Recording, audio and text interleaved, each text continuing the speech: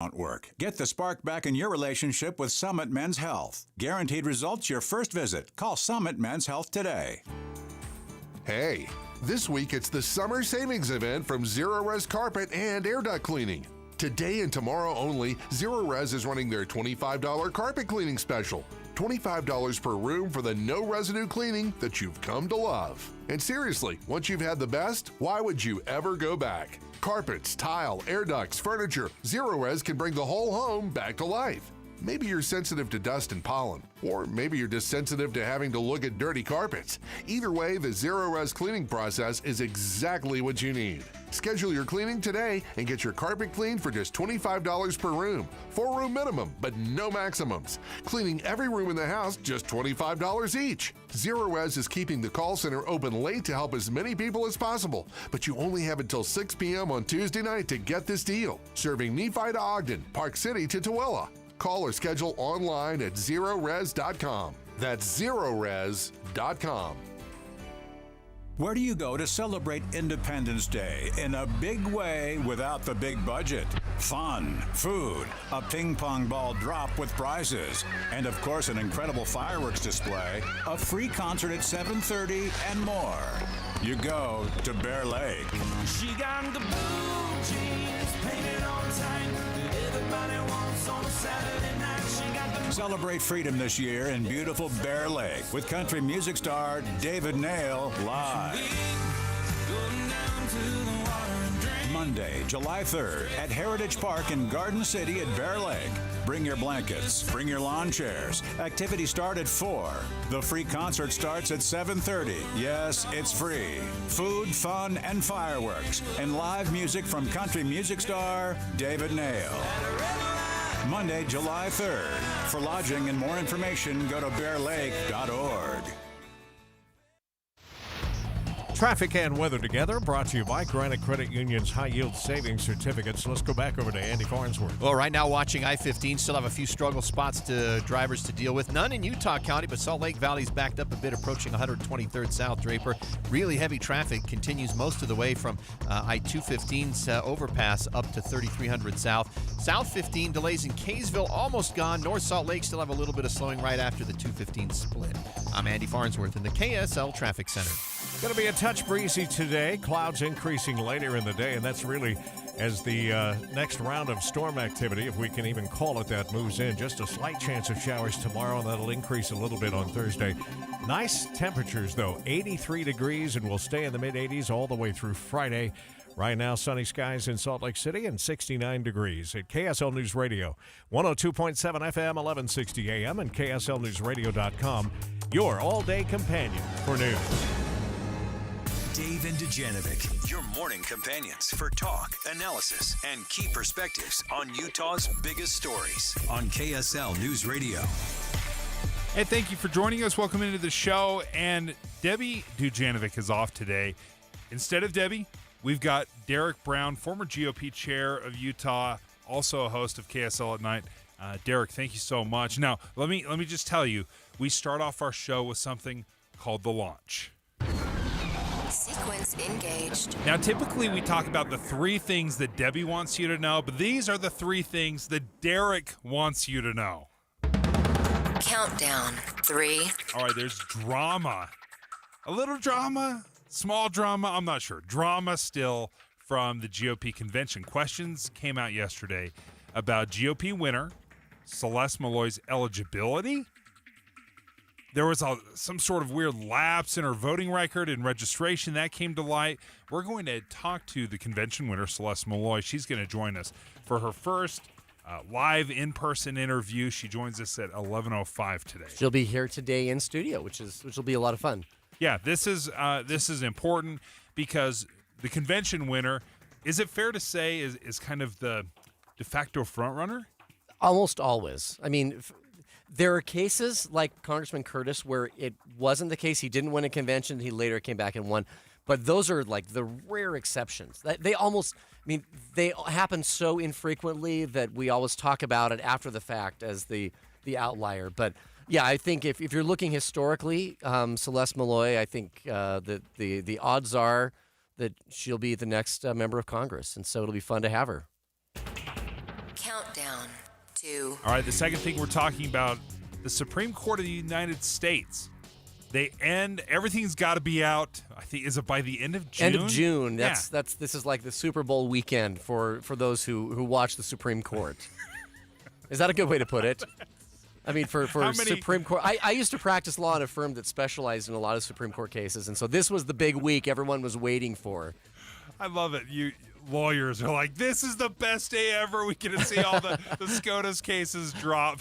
Yeah, sure enough, we're going to keep on several of the rulings that are coming out. I'm a little surprised that more haven't come out before this final week. Well, and you know what's interesting, Dave, is the Supreme Court, for whatever reason politically, they save all the doozies until the last week. So it's not just like, we got more cases. Like the big ones that everyone's been waiting for the last year, like this is the week when they all get released. We're talking about President Biden's student loan forgiveness program, affirmative action.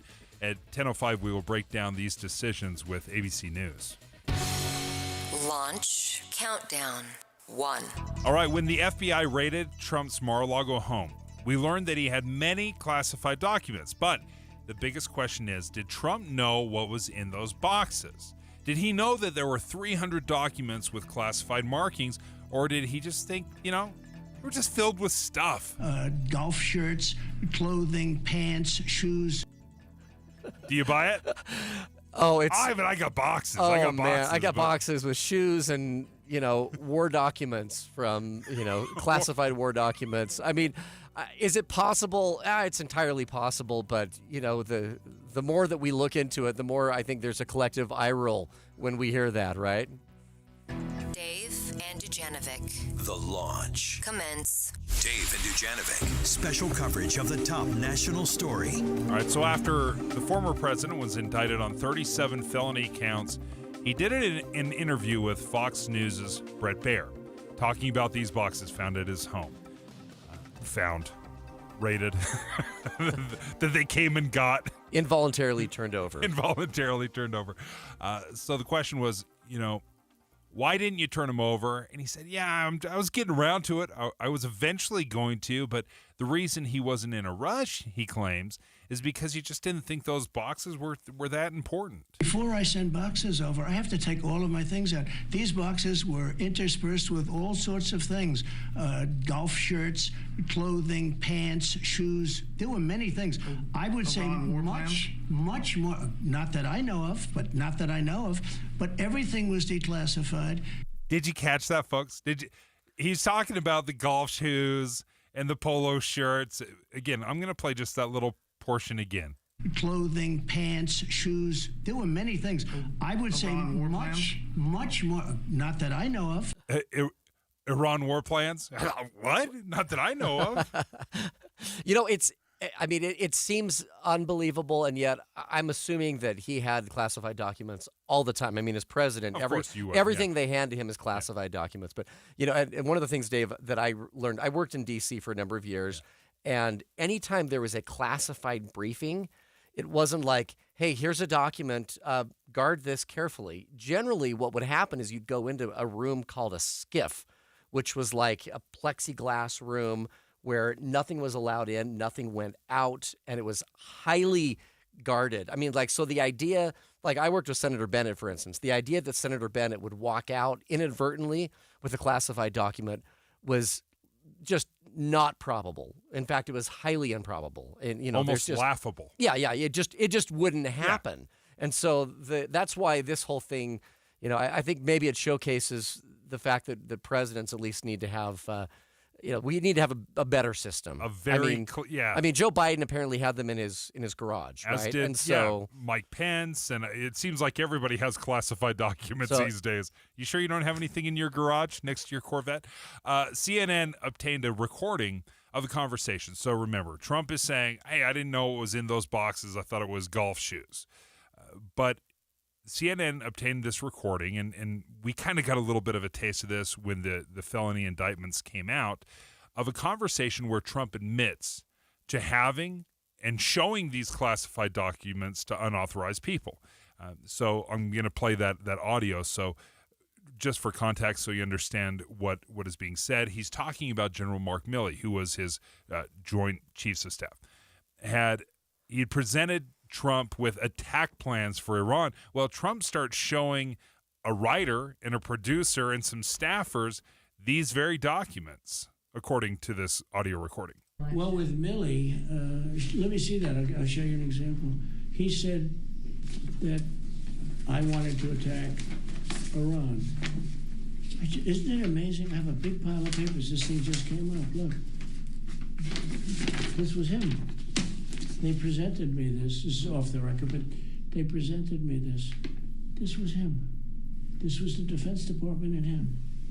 Wow. We looked at some. This was him. This wasn't done by me. This was him. All sorts of stuff. It's pages long. Look. Wait a minute. Let's see here. Look at that. Yeah. I just found, isn't that amazing? This totally wins my case, you know. Except it is like highly confidential, secret. This is secret information. But look at this. You attack, declassify. See, as president, I could have declassified it. Now I can't, you know. But this is classified. Now we have a problem. Isn't that interesting? Yeah. It's so Look cool. at all these documents. Now, they're highly confidential, classified. Now, as president, I could have declassified them, but I didn't.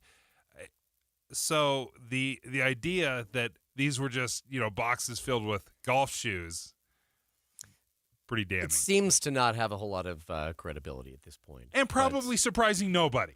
Well, exactly. I mean, I think we've grown accustomed to this now. I mean, it seems like everybody has them, so I think we're going to see some changes in the way these things are handled in the future. Okay, when we come back, Lindsay Aerts was, let's shift to local politics now. She was in Delta over the weekend at the Republican convention where they were trying to figure out who are they going to choose to be the successor to Representative Chris Stewart. We'll have Lindsay join us next about, I don't know, is it some excitement, some controversy about the candidate? Lindsay Aerts joins us next. Dave and Dujanovic. Did you know Utah has just one all-news station in the morning? It's this one. Weekday mornings between 5 and 9. Start your days with us. We're Tim Hughes and Amanda Dixon. Your morning companions for news. Summer in Utah means road trips and road work.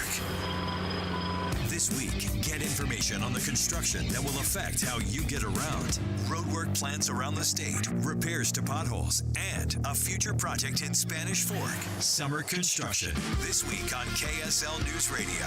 If you love to follow breaking news like we do, register for breaking news alerts by texting the Cyprus Credit Union KSL text line.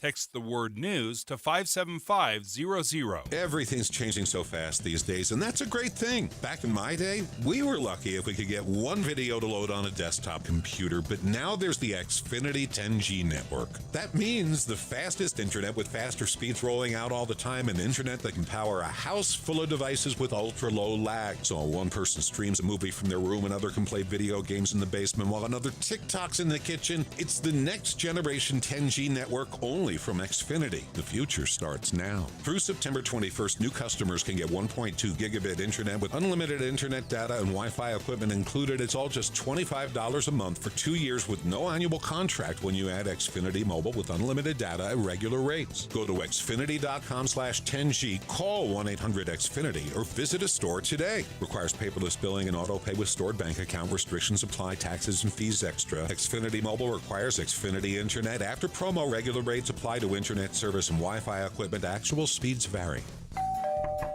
Hello? Hi, I'm Mr. Sparky. What gave it away? The fancy tool belt? How about the big red truck? Actually, Yes. you're on time. That's our motto. We're on time. You'll see her. The repair is free. You rhymed. That's cute. Are you always available? 24/7. 24/7. I don't sleep much. So what seems to be the problem? Well, my toddler plugged the dog into the light socket. Yeah, I see your house is blinking like a pinball machine. Can you fix it? The house or the dog? The house. Well, I'm Mr. Sparky. If it's electrical, I You can can fix it. You betcha. From a small electrical problem to new lights to smart home services, generators to whole house surge protection, and everything electrical in between. Call America's on-time electrician. Mr. Sparky is fully licensed to install or repair any electrical work. Just call 888-8-SPARKY. Hold on, this is where we bring in the singers.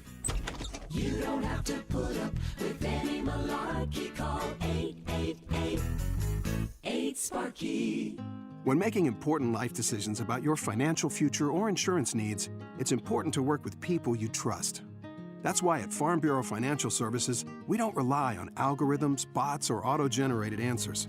We get to know you so we can help you get the right coverage and make smart financial decisions. We're the people who provide insurance and financial planning all in one place. Find a Farm Bureau agent or advisor at fbfs.com/protect. It's your future.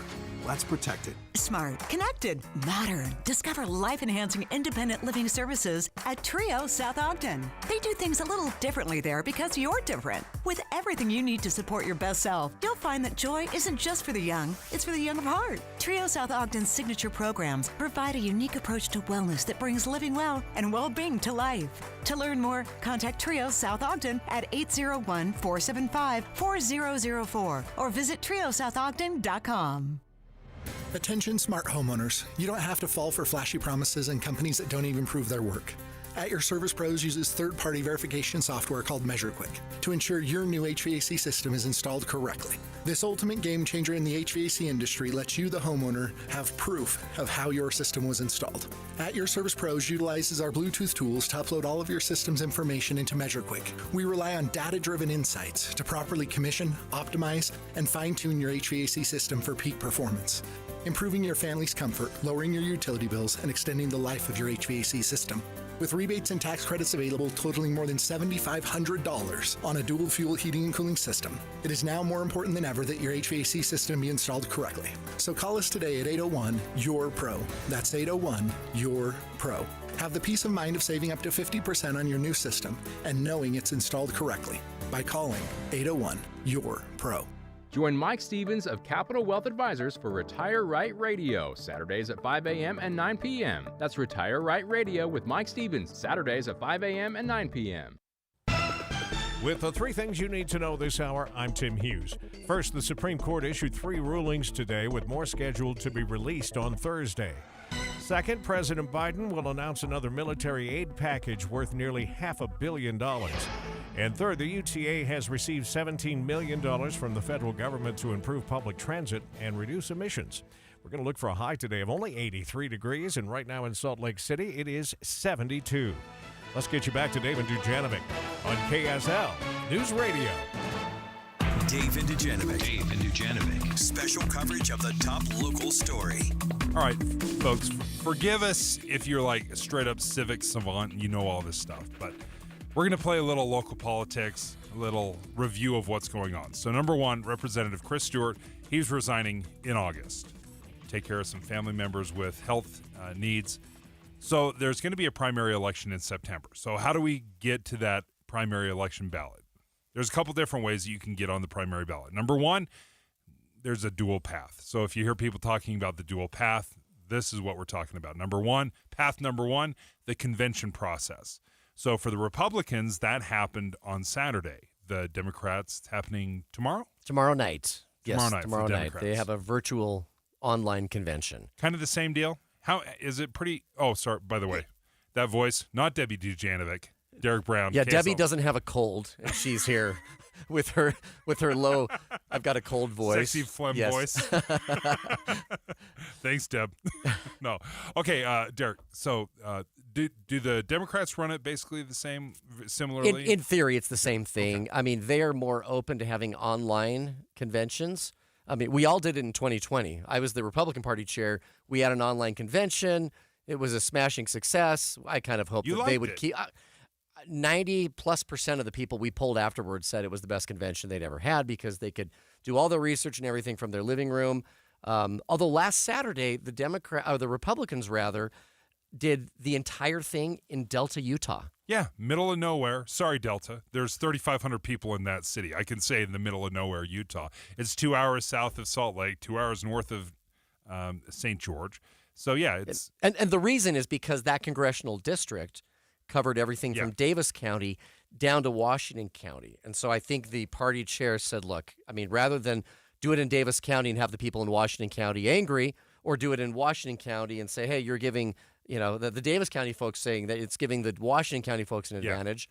We'll just split the difference and go right in the middle. Okay. And the number of people that were there, by the way, was pretty astounding. It was an incredible turnout. 75% of the delegates showed up. That was a great turnout. I was surprised. I honestly didn't think they'd have that many. 100% surprised. I'm absolutely with you. In fact, you know what?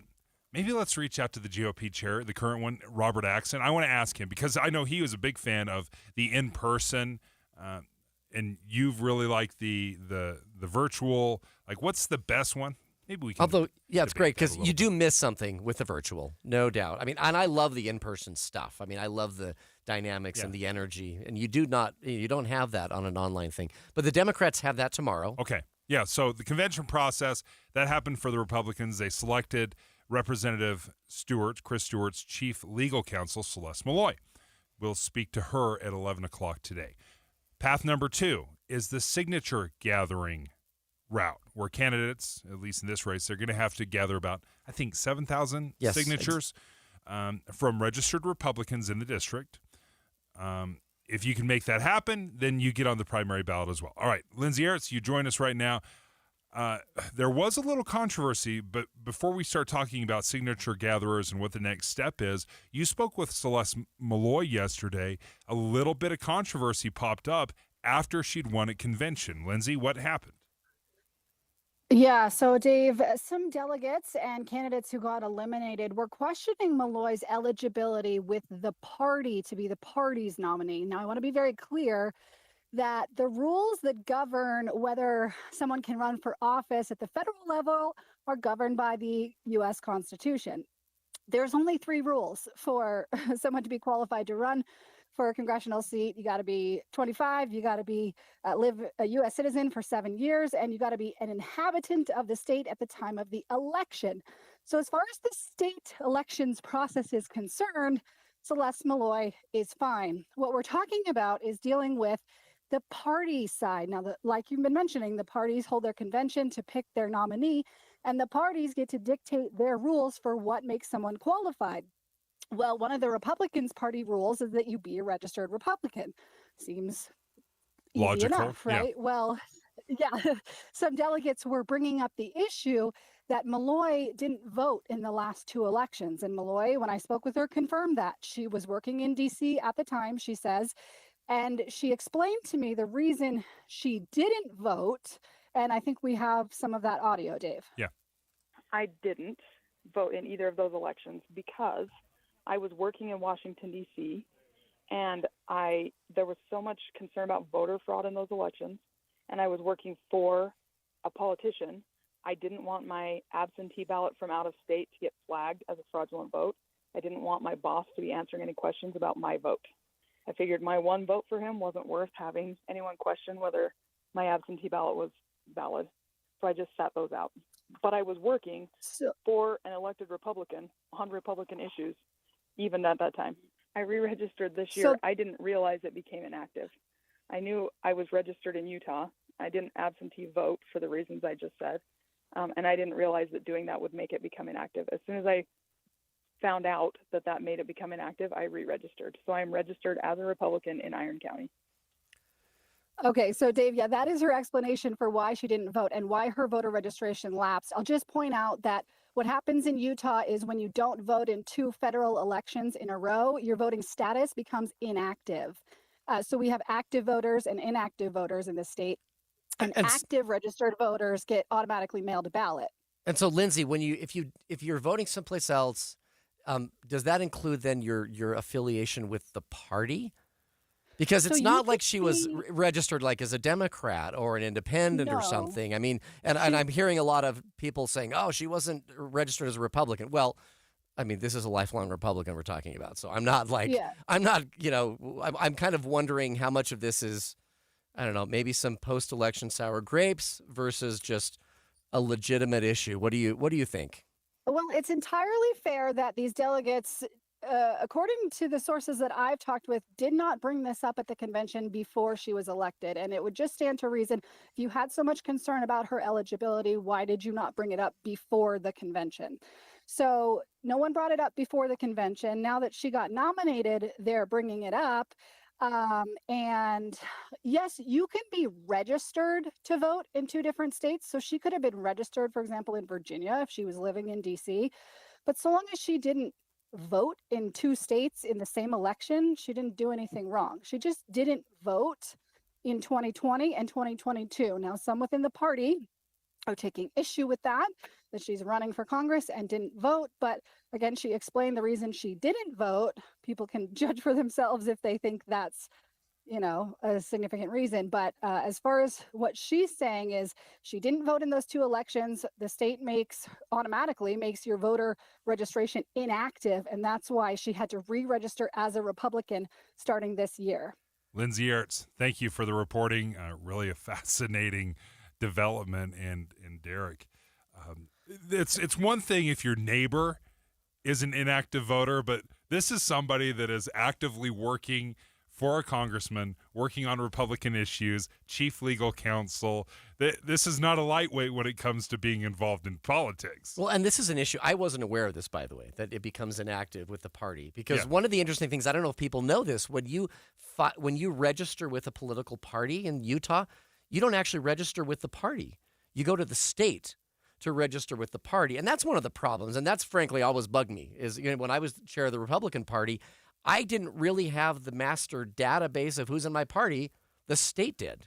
And so I'd love to see that changed at some point because that seems a little odd. But that's the kind of thing that's causing this kind of confusion in my way of thinking. Celeste Malloy joining us live at 11:05. She'll come into studio and we'll be able to find out more about her, what work she's been doing in Washington for the past several years. So I look forward to that interview coming up at 11:05.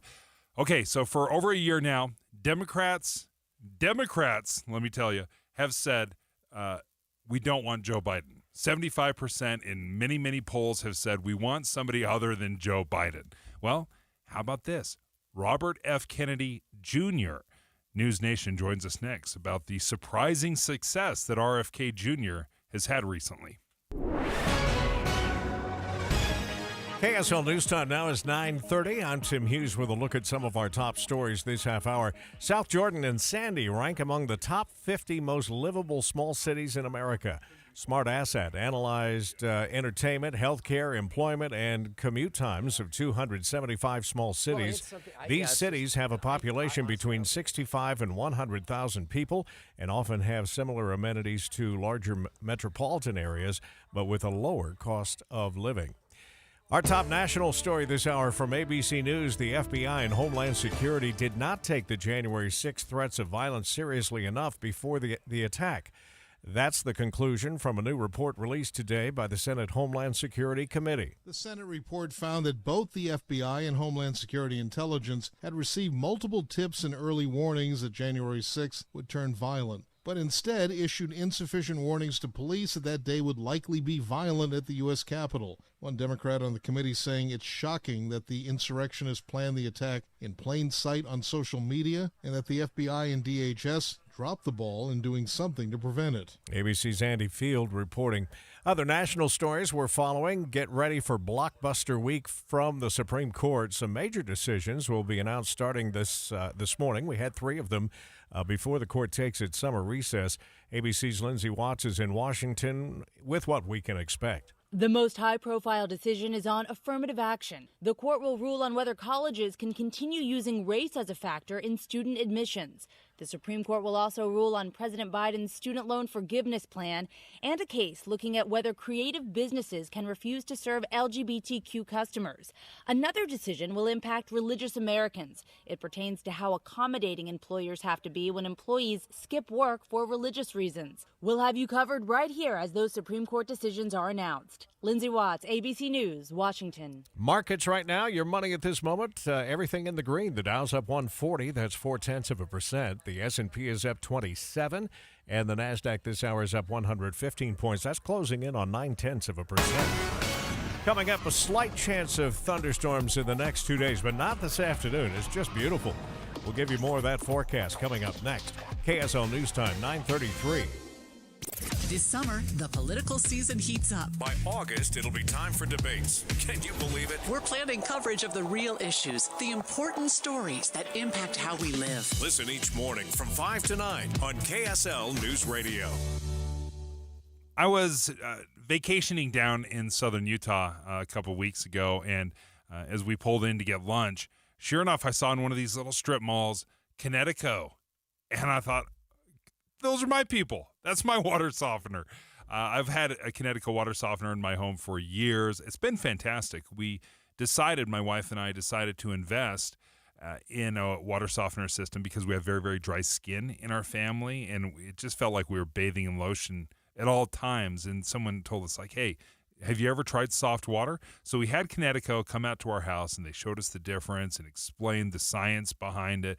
So they installed it. It only took a few hours, and I'll never forget this. So they'll say, you'll be able to tell as soon as the soft water system kicks in. You'll be able to tell by your first shower. It'll feel different. And sure enough, that's exactly how it happened. You could feel your skin. It didn't feel so dried out, and it felt hydrated and soft. I loved it. So if you're interested in getting soft water into your home, give Connecticut of Utah a call, 801-576-8600. That's 801-576-8600. Or check them out online at softwaterutah.com.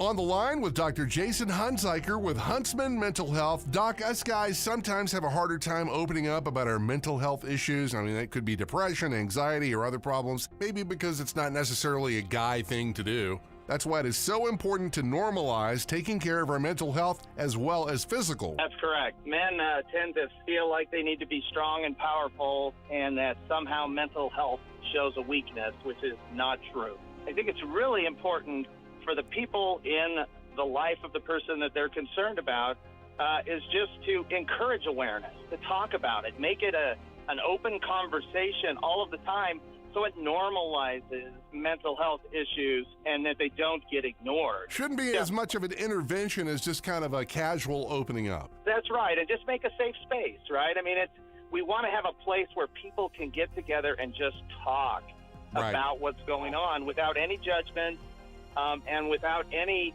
hint that we are trying to say that they are broken or flawed. But the fact that they're coming and saying, hey, I have a problem, that should be actually honored and say, wow, that shows a lot of strength. Recognizing when you're hurting and realizing that you need someone to help you. Where is a good place to go for information and support? If you're really struggling, you want to call 988. You want to get on the crisis line there and see what they can do for you and see if they can help you. We have a phone number as well, 801-583-2500 at Huntsman Mental Health Institute, that we can listen and direct you to where you need to go. You can also get on our website, hmhi.utah.edu, which will give you a lot of resources. Let's not forget about primary care providers. They are the front of all of this, and they are awesome and can definitely help direct where you need to be next. Fantastic information. All right, Dr. Jason Hunziker from Huntsman Mental Health, thanks for chatting today. Traffic and weather together, brought to you by Granite Credit Union's high-yield savings certificates. Let's go to Heather Kelly and find out what this midday drive looks like. Well, so far it looks pretty good. Just a little bit of slowing remains northbound I-15 between 4500 South and Murray and the I-80 East turnoff in South Salt Lake. Other than that, you're going to have a good drive with not a lot of accidents reported right now, especially on city streets. The one thing that may hold you up in some areas is construction, like Legacy Parkway northbound and also US 40 out on the Wasatch back. Upgrade your countertops with beautiful quartz or granite. With Bedrock Quartz, it's only 7 days from template to installation, with showrooms in Layton, West Jordan, St. George, and Pleasant Grove. BedrockQuartz.com. Heather Kelly in the KSL Traffic Center. Going to be a touch breezy today as the next threat of showers comes in tomorrow, and actually more of a chance on Thursday. But the chance of thunderstorms will linger for a couple of days and keep those temperatures in the mid-80s with the increasing clouds. Right now, with a high expected of 83 degrees, we're 10 off of that, 73 degrees at KSL News Radio, 102.7 FM, 1160 AM, and KSLNewsRadio.com, your all-day companion for news. The Race for the White House, special coverage on KSL News Radio. For well over a year, polling has shown that Democrats, not Republicans, Democrats want someone other than Joe Biden to run for president in 2024. Last year, that number hit 75% of Democrats. Derek Brown filling in for Debbie Dujanovic today. we're not united in a lot of things, but the Democrats definitely, 100% of Republicans don't want Joe Biden, and 75% of Democrats don't. But he's still running. He's still running, and I think there's sort of this grudging acceptance by Democrats that he's almost certainly going to be the nominee. And that's no different from Republicans. Yeah. Of the sheer volume of Republicans who have this grudging acceptance that or a sort of awareness that it's probably going to be Donald Trump, even though they don't want it either. So this collective, nationwide deja vu is, I think, painful for everyone right now. That we have a deja vu of 2020.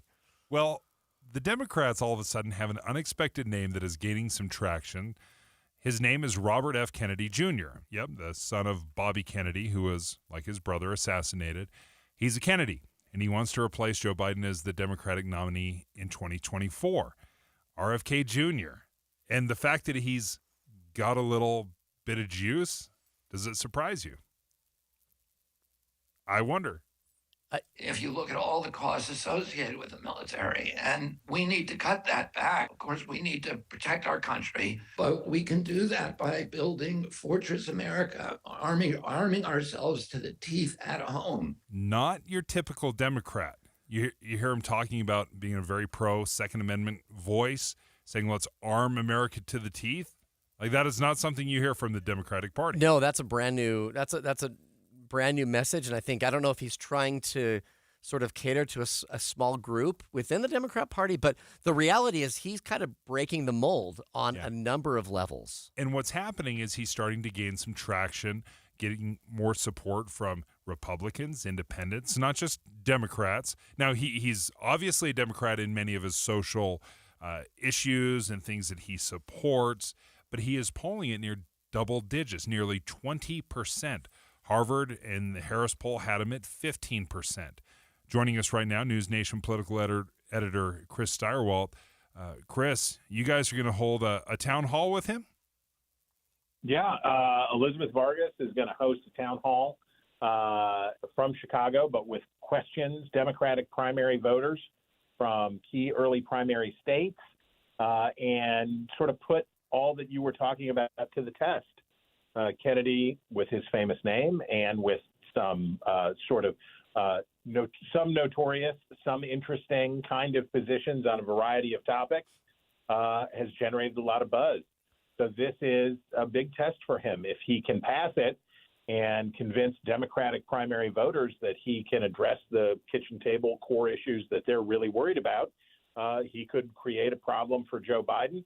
If he fails the test, this could be sort of the beginning of the end for him. So I think he is to be commended for facing real voters and tough questions, and a journalist of Elizabeth's caliber. And I think it's going to be worthwhile.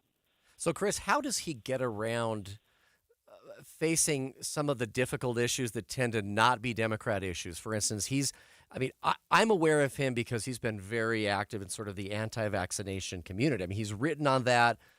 He's had, even recently, there was an interview he did with Jordan Peterson on YouTube that got pulled down based on what he said involving vaccinations. I mean, because that was such a core sort of fundamental issue in the Democrat Party in 2020. How does he overcome that? Or do you think he ends up softening his stance on that? I mean, I think it's unlikely, but I mean, what is the pathway for someone who has advocated in that way as he has?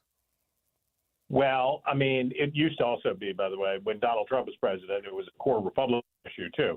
But I think for Kennedy, the question is not about softening or reversing. It's about a matter of emphasis. Right. On economic issues, there are a lot of people from the Bernie Sanders wing of the Democratic Party that probably would like what Kennedy has to say about big business, about the economy, about income inequality. I think there are a lot of Democrats who would line up with him on some pretty hardline stances on environmental issues. That's what his first love in public life was around environmental issues. So I think he's got to focus on areas of agreement with the Democratic electorate as opposed to trying to convince them of his point of view on those other issues. So how does the Democratic Party handle this surprising upstart if he does very well in this town hall and garners even more support? What's the next step for RFK Jr., and what's that pathway to challenge a sitting president? Look, his uncle in 1980 showed how consequential it can be for an incumbent to face a significant challenge in his own party. Ted Kennedy really hurt Jimmy Carter in 1980, and Jimmy Carter didn't have a good way of dealing with that. Joe Biden so far, I think, has probably enjoyed what's gone on with Kennedy because Kennedy's seeming to draw a lot of attention and support on the right, but diminishing numbers inside the Democratic Party. If Kennedy can find a way to mobilize and motivate a core group of Democratic voters, he can sort of force Biden to take him seriously. He can force Biden to engage. Ideally for Kennedy, that ends up on a debate stage somewhere. That's not happened in the past, but that would be what it would look like, is that you create enough of a credible threat that Biden has to take him seriously, and then you can leverage that again. So this is a leapfrog game. You use a famous name to get in the race. You use controversial positions to gain attention. You use that attention to become a credible threat, and you use that credibility to reshape the race and get the incumbent to the table. And there's no name recognition like the Kennedy name. Chris Steyerwalt, thank you for joining us, News Nation political editor.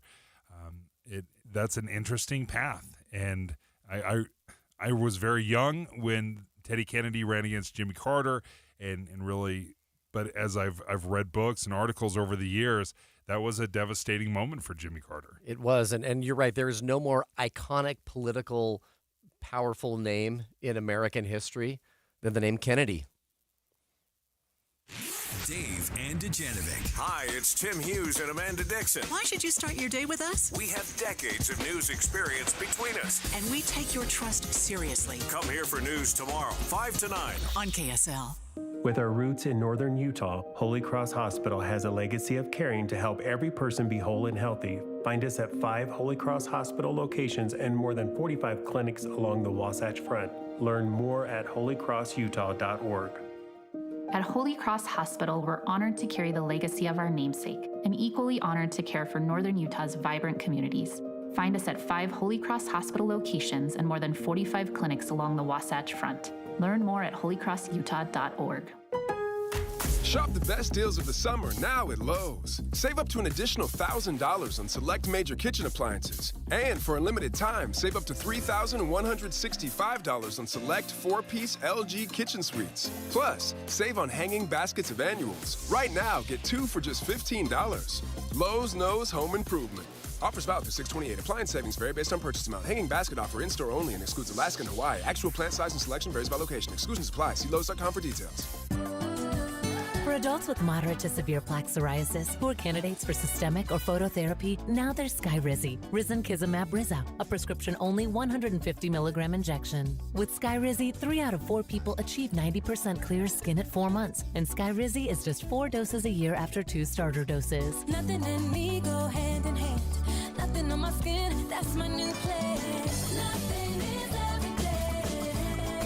Don't use if allergic to Skyrizi. Serious allergic reactions and an increased risk of infections or a lower ability to fight them may occur. Before treatment, your doctor should check for infection and tuberculosis. Tell your doctor if you have an infection or symptoms, such as fever, sweats, chills, muscle aches, or cough, or if you plan to or recently received a vaccine. With Skyrizi, you could achieve 90% clearer skin. Ask your doctor about the #1 dermatologist prescribed biologic in psoriasis and visit skyrizi.com or call 1-866-SKYRIZI to learn more. Hi, this is Dan, the laptop man from PC Laptops. Are you suffering from excruciating headaches, anxiety, and insomnia? You may be suffering from CMS, Crappy Monitor Syndrome. That old computer screen from years ago could be the problem, exposing you to massive amounts of radiation frying your brain. At PC Laptops, we only carry screens that we've tested on our own eyeballs. Right now, purchase any PC laptop's desktop with an external monitor and get a free size upgrade. That's right. For example, if you buy a 22-inch monitor, you get an upgrade to 24 inches for no extra charge. Buy a 24, get an upgrade to a 27-inch monitor for free. We have brand new PC laptops desktop computers starting from $11.99 or $29 a month, backed by a lifetime warranty. And to make it extra sweet, we're doing 0 interest for a year on approved credit. So run into any one of our PC Laptops locations right now or check us out at PCLaptops.com. That's PCLaptops.com. Because at PC Laptops, we love you. Well, summer's here, and of course, a lot of activities come along with it. But if you're feeling tired, if you're feeling sluggish, if you're not feeling good about yourself, you may just find yourself missing summer sitting on the couch. It's time to shift the game. SOTA Weight Loss, SOTA, stands for state-of-the-art weight loss because it is state-of-the-art, is your path to actually be able to get out and enjoy your summer. The pounds and inches fall away because it's based on science. You have your own nutritionist and coach to help you along the way. And I'm not the only one who's had great success. I lost 37 pounds, got me off the couch, got me back engaged in all kinds of activities, and you can do the same. It's really simple. You've heard me say it before when it comes to your SOTA weight loss journey. There's no time to lose. There's only time to win. So start winning. Summer's just right here, and it's a great chance for you to get in the game, get control of your health and wellness, and project a better future. Check it out at SOTAweightloss.com, SOTAweightloss.com. Today only, Zero Res is running their $25 sale. You don't have to clean today, but you have to get on the schedule. Call or visit ZeroRes.com to get your spot today. With the 3 things you need to know this hour, I'm Tim Hughes. First, the Supreme Court issued 3 rulings today regarding freedom of speech and election districts, with more scheduled to be released on Thursday. Second, a new report shows that the FBI and Homeland Security did not take the January 6th threat of violence seriously enough before the attack. And third, South Jordan and Sandy rank in the top 50 most livable small cities in the U.S. We'll look for a high today of 83 degrees, and right now in Salt Lake City, it is 73 downtown. Now back to David Dujanovic on KSL News Radio. Summer water safety. Special coverage with David Dujanovic. A couple of tragic discoveries happened this week after 2 teens in separate drowning incidents have been found. 14-year-old Connor Bowden went missing about 2:30 on Sunday afternoon at Hiram Dam Beach in Cache County. His body was found by the Department of Public Safety. The dive team found him. And then in a separate incident, a 17-year-old has been found dead after going missing in the water near Hooper Dam. The 17-year-old boy's body was found late Sunday night. Lieutenant Colby Ryan with Weber County Sheriff explained it is believed that there were 3 teens that went around a lock gate to get into the area. 17-year-old male was swimming with friends. He went underwater, got caught in an undercurrent near one of the retention dams and didn't surface. When deputies arrived, one of his friends had jumped into the water to help save him. He was able to get up onto the retention dam, where deputies were able to pull him out of the water. Third individual that was out here was on the phone with 911. Crews got out here, couldn't initially locate him with the assistance of Weber Fire. Weber dive team got here. We had our drone team out here with drones up in the air and a sonar boat searching the area. About 9:30, we were able to locate the individual and recover him from the water. Lieutenant Ryan also said the teen likely couldn't see that there was a strong undercurrent before jumping in. Yeah, so the undercurrent's just where the water turns in circles. Yes. Once you get lost in it, you don't know which way's up, which way's down. Okay. They're very difficult to swim out of. Even a very strong swimmer has a hard time getting out of an undercurrent. Joining me today instead of Debbie Dujanovic is Derek Brown, host of KSL at Night, but a couple of just tragic moments in the summer. Very much so. And you know, the hard thing about this is that, you know, the water looks calm, you know, for these dams, but there's an undercurrent you can't see. And so that's the problem, is when you have these, you know, kid that'll go around a gate and swim in what looks like calm water. They can't see the undercurrent. And so anyway, this is every summer, I think we have one of these tragedies, and it's just so, it's heartbreaking. And I think it's one of these things that the sheriff's office just it just breaks your heart. Ty Hunter is the boating coordinator, Division of Outdoor Recreation. And Ty, we've had the chance to talk to you over the last several weeks about safety. And I do want to talk about these undercurrents. What can you tell us about these undercurrents? Well, on the most part, is where we're talking about, especially with the incident down in the valley near the wildlife management area in the Hooper area. That one's dealing with the Lowhead Dam. You're getting where the water is coming off that dam. It creates it's a current that will just keep and pin whatever goes through, over or around that dam. It'll pin it in that area there. They are very dangerous. And it is just something that nationwide we lose people in these areas because they think that they can just go pass through that area and get there. And there's just a lot of strong hydrology that occurs at that point in time. And that's why there's gates around those facilities and around this facility is to keep people away from them and keep them safe. So please just don't access those areas. And if you see any type of a dam or a drop off, know that there is a potential you could be trapped at the base of that where that water meets the standing water. That fast-moving water meets standing water there. Just a lot of hydrology, as we talked about, Dave, with your river experience. Yeah, it can be crazy.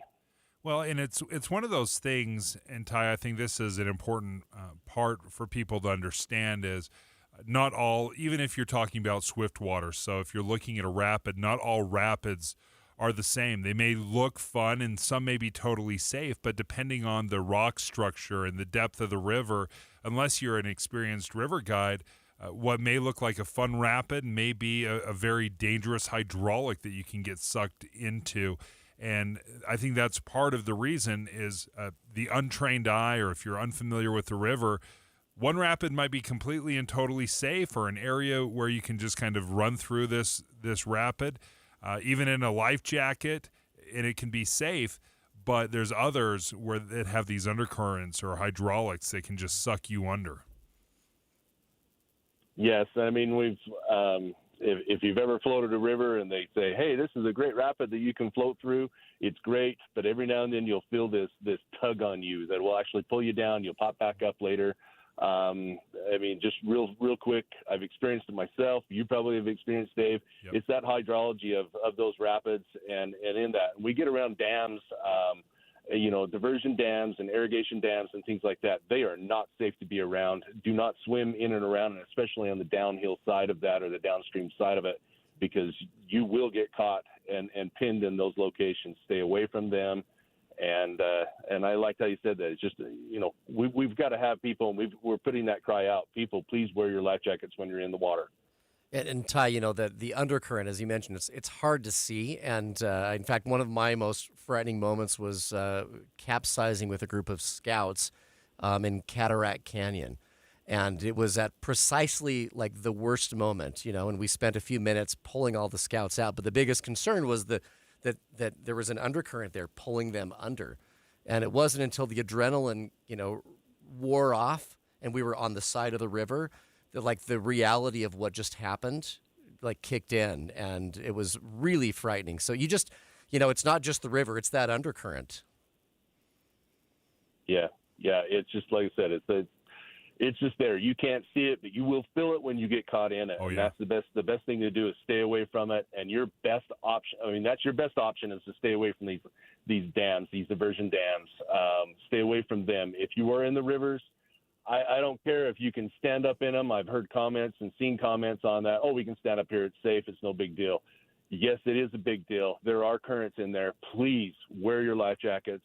They will save your life, and they will help you in that time of need where you do not have enough energy or capacity to be able to get yourself to safety. At least will keep you floating. And Ty, as you're speaking about the life jackets, just so people understand, if you're on a small river, this is probably not the case, but if you get on a larger river, if you're on the Colorado or the Green or something like that, you can be wearing a life jacket and still get sucked under. That's how powerful this water is. You can be sucked underwater for several seconds. In fact, you talk about, dangerous situations. I've certainly been in it, but I almost lost my brother to one of these things. An experienced river rafter, had a life jacket on, got sucked into one of these holes, and he was held under for probably 30, 40 seconds, which is an eternity under roiling water.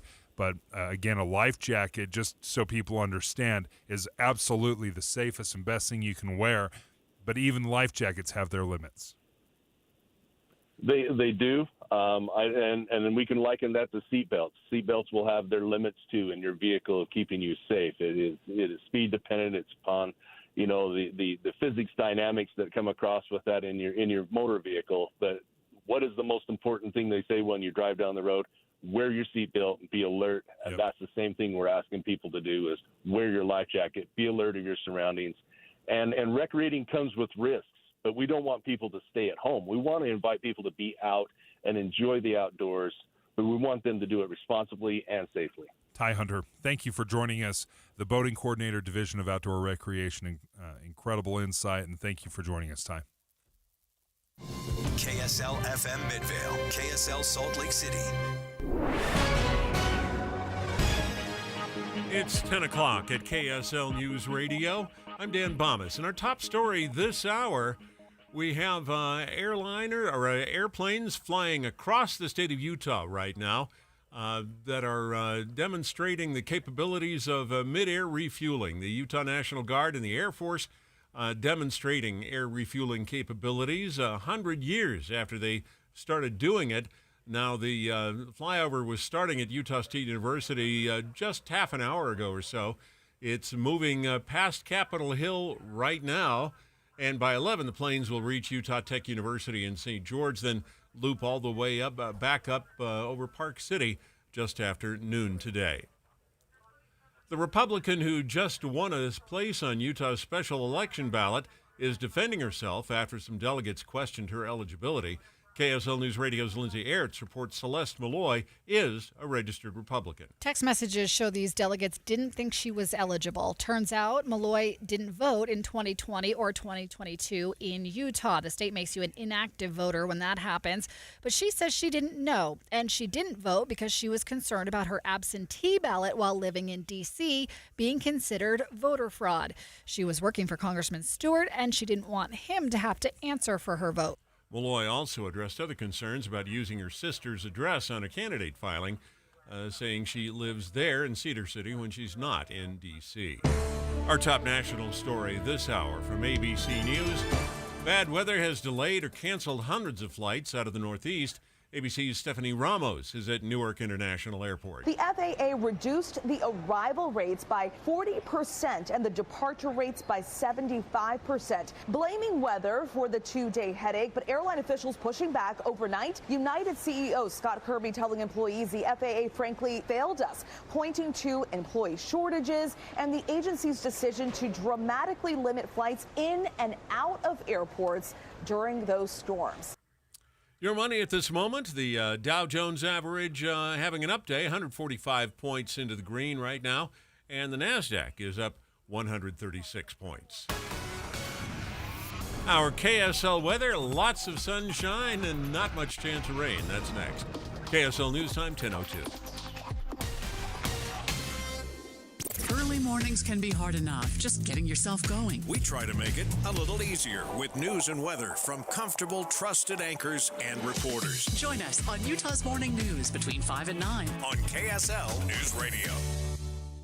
Well, summer's here, and of course, a lot of activities come along with it. But if you're feeling tired, if you're feeling sluggish, if you're not feeling good about yourself, you may just find yourself missing summer sitting on the couch.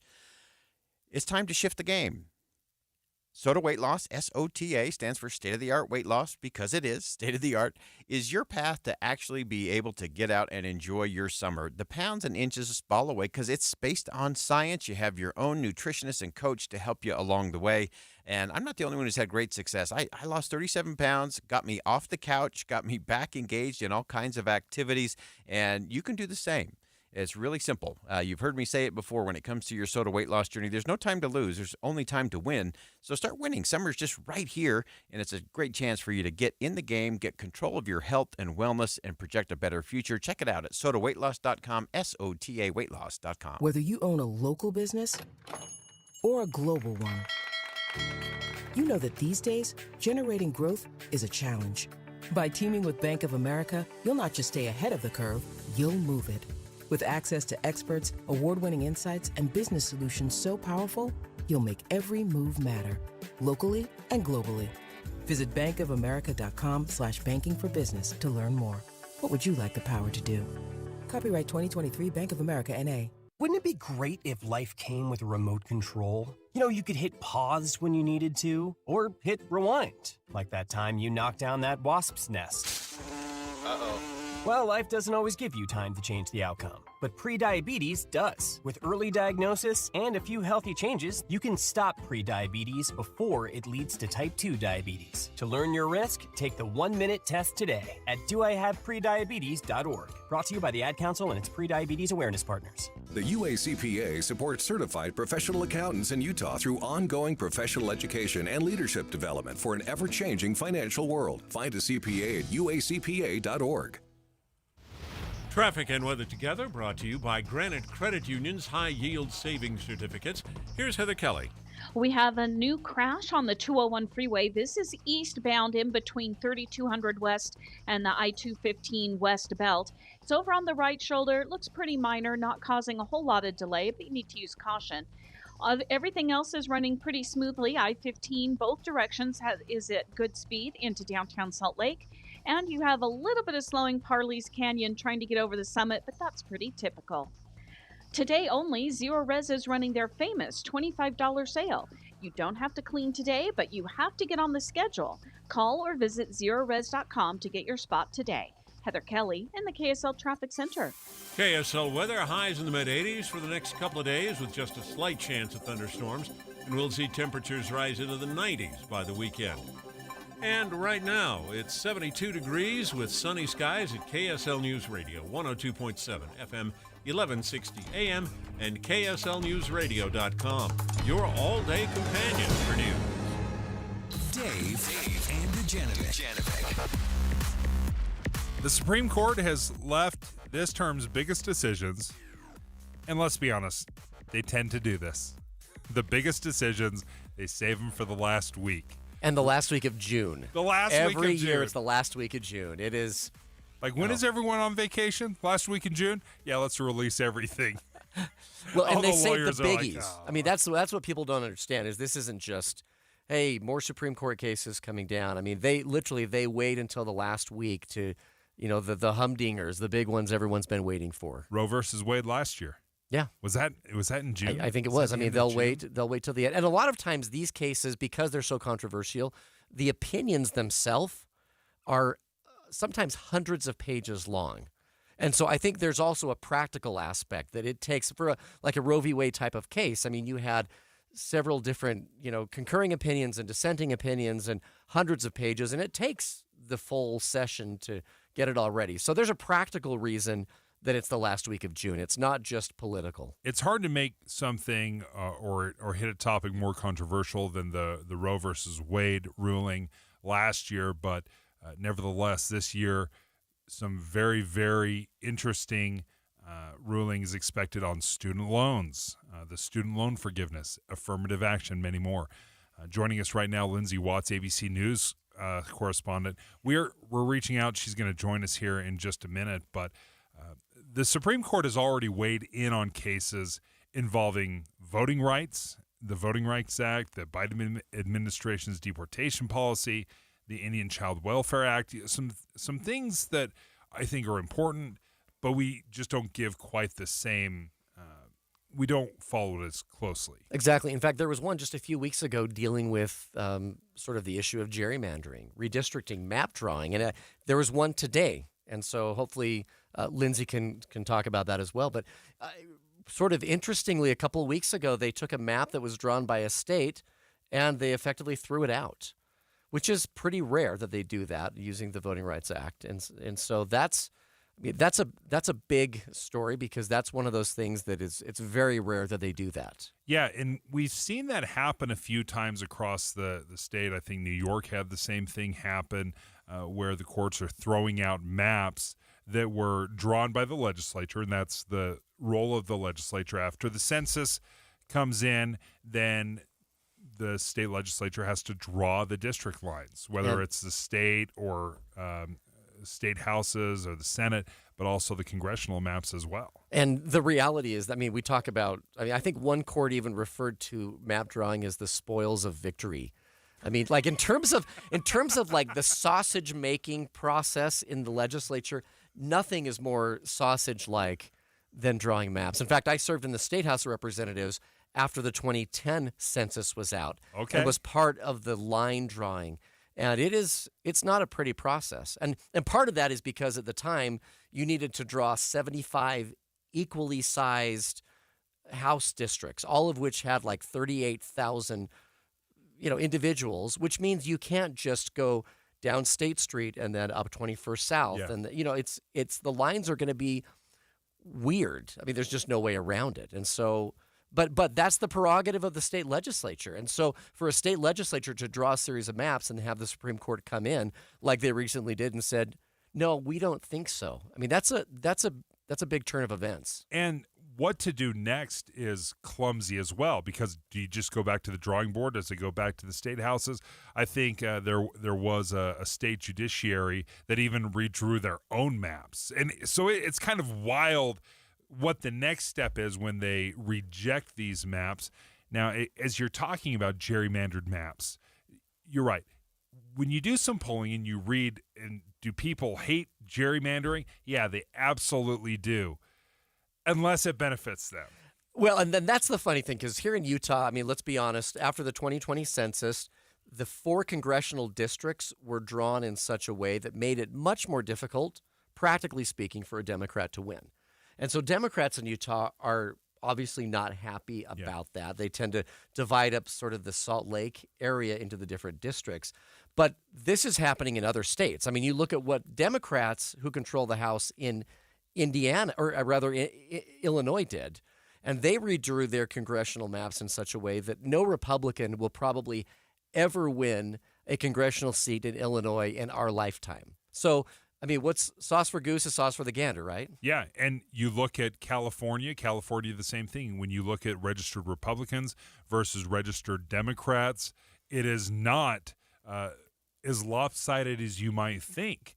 But when you look at the congressional representatives in California, wildly, 4-1 Democrats over Republicans, when it's not, you don't have a 4-1 lead Democrats over Republicans statewide. So exactly what you were saying, the fact that it's happening here in Utah, yeah, okay, sure, that's problematic, but everybody's playing the same game.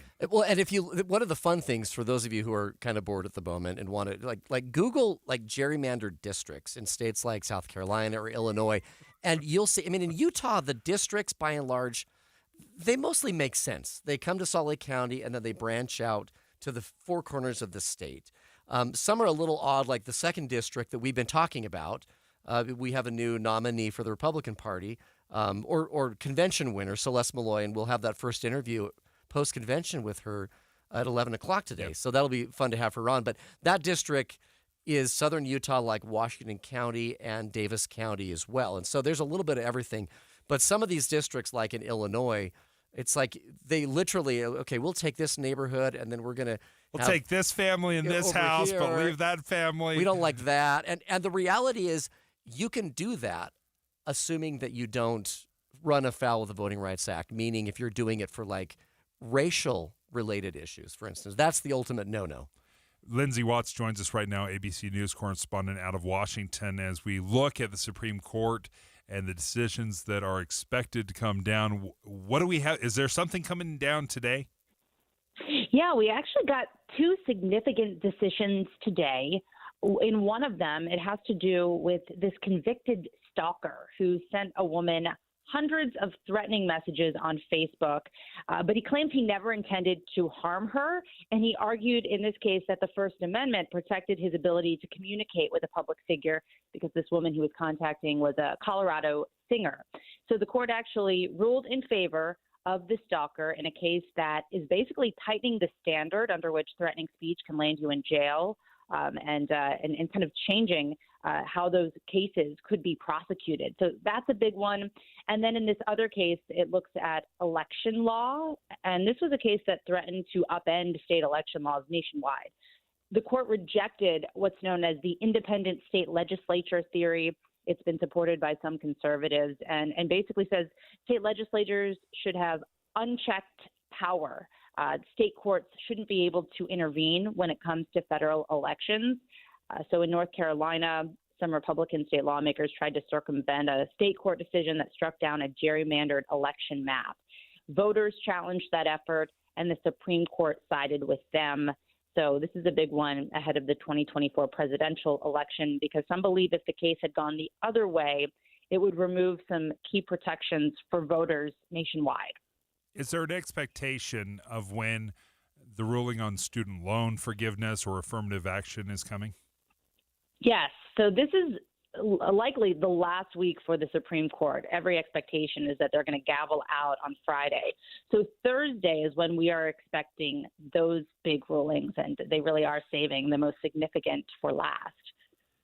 Lindsay Watts, thank you for joining us, ABC News correspondent out of Washington. And Derek, those, again, I know all about the student loan forgiveness. I know all about the affirmative action. I've even listened to some of those arguments, and they were very newsworthy. I had no idea about the stalker law that just came down that ruled in favor of the stalker. That is fascinating. You're going to have to read up on that. Did not see that coming. Did not, although the First Amendment is strong. And when courts are asked to weigh in favor or against First Amendment rights, they're generally going to weigh in favor of those rights, even if the person is a stalker. So in that sense, it's not surprising. Yeah, absolutely. I want to find out more about this because, again, this was completely and totally off my radar. I had no idea about this story, but it also speaks, I think, in part to what the Supreme Court listens to. We think they only listen to the biggest cases and that we know all about the rulings, but there's a lot of rulings that come down of stuff that you've never heard of that makes huge differences in the country. Absolutely, and this will be one of those. I mean, there are big ones, but sometimes these little rulings that deal with stuff like that can have a profound impact for generations to come. All right, $317 million is coming to Utah to expand access to high-speed internet. Where's that $317 million coming from? What does this mean for rural Utah? The Utah Broadband Center joins us next. Dave and Dujanovic. Before Dave and Debbie get started each day, this station is all news all morning. And later today, we follow up on those stories as you drive home. Get important news all morning and all afternoon. Here on KSL News Radio. Summer celebrations are almost here. You can let off your own fireworks until 11 p.m. on the 2nd, 3rd, and 5th, midnight on the 4th. And the fireworks stands are open. Even if it's green, it can still burn. Don't burn down Utah. And come here for updates on safety and restrictions. KSL News Radio, your summertime fun companion for news. I've decided that June is the best month, especially when Frazzle is offering free Frazzles. Free Frazzle Friday. You can go to freefrazzlefriday.com if you're wondering what in the world is a Frazzle. It's a slushy. It's cold. It's icy. It's delicious. And I get mine at Maverick, but there's all sorts of places across Utah. If you go to freefrazzlefriday.com, you can find the participating shops that will give you a free 12-ounce Frazzle. And part of the reason that I love it, not only do I get a free delicious drink, but I can also sucker my 13-year-old into doing chores, and then I reward him with free stuff. This is amazing parenting, in my opinion. But check it out for yourself. Some of my favorite flavors. I don't like blue razzmatazz, the blue raspberry flavor, but all the kids love it apparently. My flavor is the pomegranate orange guava. They call it the POG. That's the best. The pina colada is tasty as well. So if you want a free Frazzle, it's only on Fridays. It's only in June. Test it out. Try it out. Enjoy it. This Friday coming up. Have you been waiting to buy a car until interest rates go down? I'm Josh Osborne with Volkswagen Southtown. With our rate cut sale, now there's no reason to wait. Get 3.9 for 5 years at Volkswagen Southtown on any new car. And we have as low as 1.9 on used cars. Get the car you really want, like the Jetta, Tiguan, Taos, Atlas, or ID4 EV. Save thousands in interest at Volkswagen Southtown, Utah's #1 Volkswagen dealer. Start shopping at VWSouthtown.com. Claim since 2022. Financing through VCI on select models OAC. See dealer for details. When it comes to your electrical system, do you know the warning signs to look for? What's up, everybody? I'm Mike Wilson with Any Hour Services, and it's okay if you don't know, but here are a few things that you might not even realize could be a sign of a bigger problem. Wall plates that are hot to the touch, discoloration around switches or outlets, if you hear crackling or popping or buzzing around switches or outlets, a breaker that trips a lot, switches that feel loose when you operate them, if your lights dim or flicker when a major appliance comes on, if your plugs fall out of the wall easily. You know, you're not supposed to have to bend the prongs out on a plug just to get it to stay in the wall. If you notice any of these things, you should consider having a licensed electrician check your system out. If you don't know anyone, Any Hour Services has put together a radio-only special for any homeowners listening. One of our licensed electricians will perform a comprehensive electrical inspection and give you a full written report for only $29. But you have to mention this ad when you call. To schedule your comprehensive electrical inspection by a licensed electrician for only $29, call Any Hour Services at 801-443-7300. That's 801-443-7300. Any Hour Services. Well, hello, summer. Adventure here. Spring had to leave, but said you're really outgoing, that you're quite a character. Maybe you'll appreciate a place packed full of character and live performances, like the Shakespeare Festival at Cedar City. Unlike spring, you seem a bit more bright and open. Interested in camping under a blanket of stars? Well, all signs point to Cedar City's spectacular campsites on Cedar Mountain. Summer, it's great to finally meet you, because winter just might have overstayed the welcome. You seem content now that you're here. I'd love to spend more time with you. How about a walk? Better yet, a hike, so I can show you Twisted Forest and Spring Creek. Summer and adventure, we're perfect together, just like Cedar City's arts and museums, or downtown shopping and fine dining. Summer, adventure asking, stay a few months, let's heat things up, in a spot we'll truly enjoy, Cedar City Bryan Head. Join KSL in the movie show this Friday from 9 to noon at the Salt Lake NPS store at 1600 Empire Road in Salt Lake City, npsstore.com. With the three things you need to know this hour, I'm Dan Bonas. First, tanker planes are cruising across the state of Utah this morning, marking 100 years of air refueling operations. Second, the U.S. Supreme Court has decided a case out of North Carolina upholding a lower court ruling that says state legislators don't have unlimited power to draw election boundaries. And third, bad weather has delayed or canceled more than 800 flights out of the Northeast this morning. That's affecting airline travel across the country. Right now, 73 degrees and sunny in Salt Lake City. Back to Dave and Dujanovic on KSL News Radio. Dave and Dujanovic. A big thank you to KSL.com that has the specifics of how much money is headed to Utah to help expand high-speed internet access. Maybe not exclusively for rural Utah, but rural Utah is going to benefit in a big way. $317 million is coming to Utah for broadband. Derek Brown filling in for Debbie Dujanovic today, KSL night host, but also former GOP chair in Utah. $317 million for broadband access. And you know what? I've always viewed this. I mean, even those individuals who prefer government to not get involved in things like this, I look at this sort of like the Eisenhower effort in the 1950s to have the interstate highway system. I mean, it was the great equalizer. You could get pretty much anywhere, and it didn't leave parts of the country out. And I'll tell you, this is kind of one of the great equalizers. If you have a super rural area in Utah that has high-speed internet, I mean, in terms of not needing to commute, in terms of educating kids, in terms of working remotely, I mean, it is the great equalizer. So it doesn't matter if you're outside, if you're, say, in Garfield County or Box Elder County. I mean, if your internet's the same as Salt Lake County, it could encourage people to move there as well. It absolutely could. In fact, I'm trying to think back. Were you an early adopter to the internet? Did you have one of the dial-up? Oh, I still awful remember modems? the sound of sound. a dial-up modem doing its thing, and getting so bad. 1/100th the speed that we now have, right? Yeah, and now it's just a part of everyday life. In fact, it is a little crazy. Kids will come into our house and we just share our Wi-Fi password with all of these teenage kids. We just give it out like cookies. We're like, you get the Wi-Fi password, you do.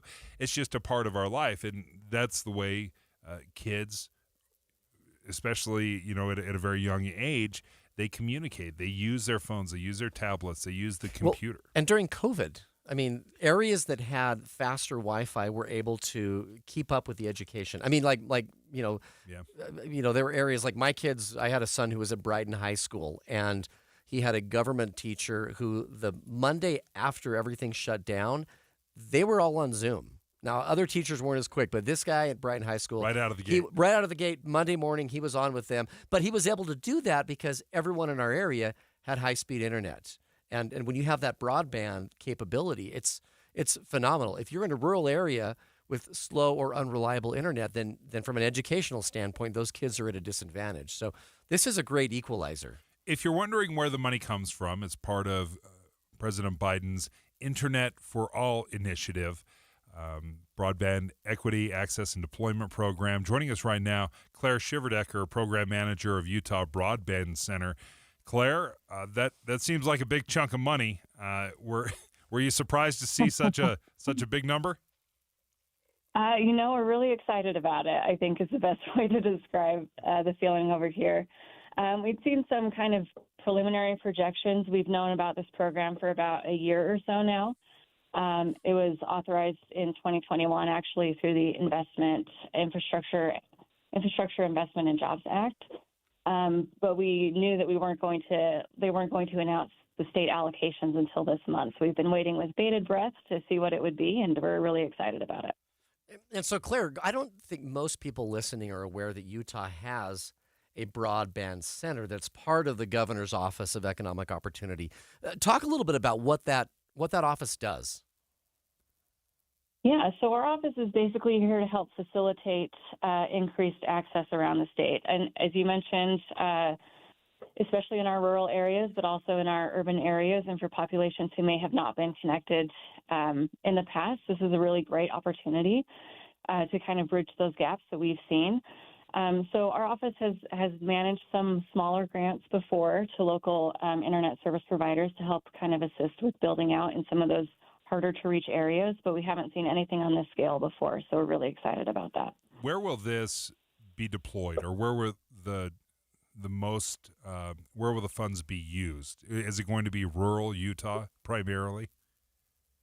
The primary priority for this funding is to reach all unserved and then underserved areas of the state, and the way that those are defined is through speed definitions from the FCC. So any area that receives less than 25 megabits per second download speed and 3 megabits per second upload speed is technically defined as an unserved area. So those are the top priorities, and the majority of those are located in some of our more remote areas of the state. Utah's been really fortunate that we've kind of been a leader in the broadband sector for many years. The Department of Transportation has been laying fiber in the state highway system for many, many years now. We've got a lot of great local providers and national providers that have been building out in rural areas of the state for a while, but a lot of the areas that still need to be built out are very remote. And so it's been very difficult to reach them, and that's why we're so excited that we can have this support to make it a little bit easier to get service to those areas. So, Claire, what does that look like in terms of the money spent? You mentioned laying it next to the roads. Are they actually sort of going next to state roads, digging, sort of a ditch where they then lay the actual fiber optic cable? I mean, this is a lot of money, but I know it costs a lot to do that. Is that what it looks like? It'll probably depend a little bit on the area. So you could lay it underground, or you could also lay it in the air on existing telephone poles, which is a little bit less expensive. So right now, the state is in the process of developing kind of a 5-year strategic priority plan to identify those areas that are going to be top priorities for this funding. And then we're going to be working with, stakeholders around the state to look at more at the costs to make sure that this funding can go as far as it can. So if there's an area that's very remote and expensive, looking at different ways to provide service there so that we can make sure everybody gets connected. Claire, I wonder sometimes, I feel like government can be a little tardy on technology at times, late adopters. The old school way of digging trenches and laying lines, are you examining or looking into the idea of just building more cell towers?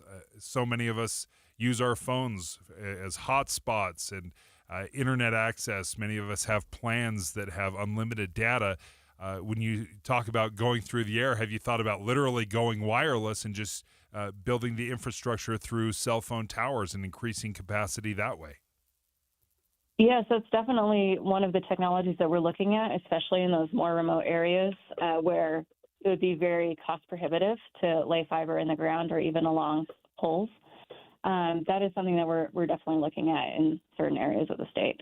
The priority project, according to the legislation, is for fiber, just because fiber is more scalable in terms of speeds. It's easier to do the upkeep and all of that, but we definitely understand that there are areas of the state where other technologies will be helpful. Claire Shiverdecker, thank you for joining us. Program Manager, Utah Broadband Center. A huge allocation from the federal government, $317 million. Well, $317.4. Let's not forget about that 0.4. $400,000 might mean something to someone, but yeah, $317 million. Thanks to Uncle Joe, President Biden. Sorry. That's a lot of money coming Utah's way. It is, but it'll be, this is again, kind of the great equalizer. And it's amazing. I was in Garfield County not long ago, and I was at one place where I had Wi-Fi, and my speed was faster than I get in Cottonwood Heights. And it's amazing. It changes your trip to any of those rural areas when you can get screaming fast Wi-Fi. So I think this is a great step forward. It's 10:30 at KSL News Radio. I'm Dan Bomas. KSL's top local story this hour. We just heard them pass by over Salt Lake City once again. The U.S. Air Force and the Utah National Guard doing a statewide flyover to celebrate 100 years of aerial refueling capabilities. They started in northern Utah at 9:40 and then have been to southern Utah and back again.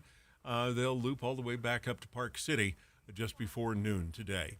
A temporary bridge across the Weber River near Croydon may cause a big problem once tubing season starts up again. I'm worried because people who don't know how to maneuver their raft, kayak, river tube will get sucked into the bridge, and it's really quite dangerous. Kyle Hooker, who runs Barefoot Tubing, says he's telling his clients to exit the river and walk around the bridge, but he says more than 60,000 people float down the river during summer months. Our top national story this hour from ABC News. The U.S. Supreme Court ruling against North Carolina's Republican Party. It could have given state legislators more power to dictate and run federal elections. In a 6-3 ruling authored by Chief Justice John Roberts, the justices upheld a prior decision by the North Carolina Supreme Court. ABC's Terry Moran explains. This case comes out of North Carolina. A group of Republican legislators had argued that the congressional redistricting plan that they had passed was unreviewable by the state Supreme Court, that the Constitution gave state legislatures alone, no checks, no balances, the power to set the manner of our federal elections.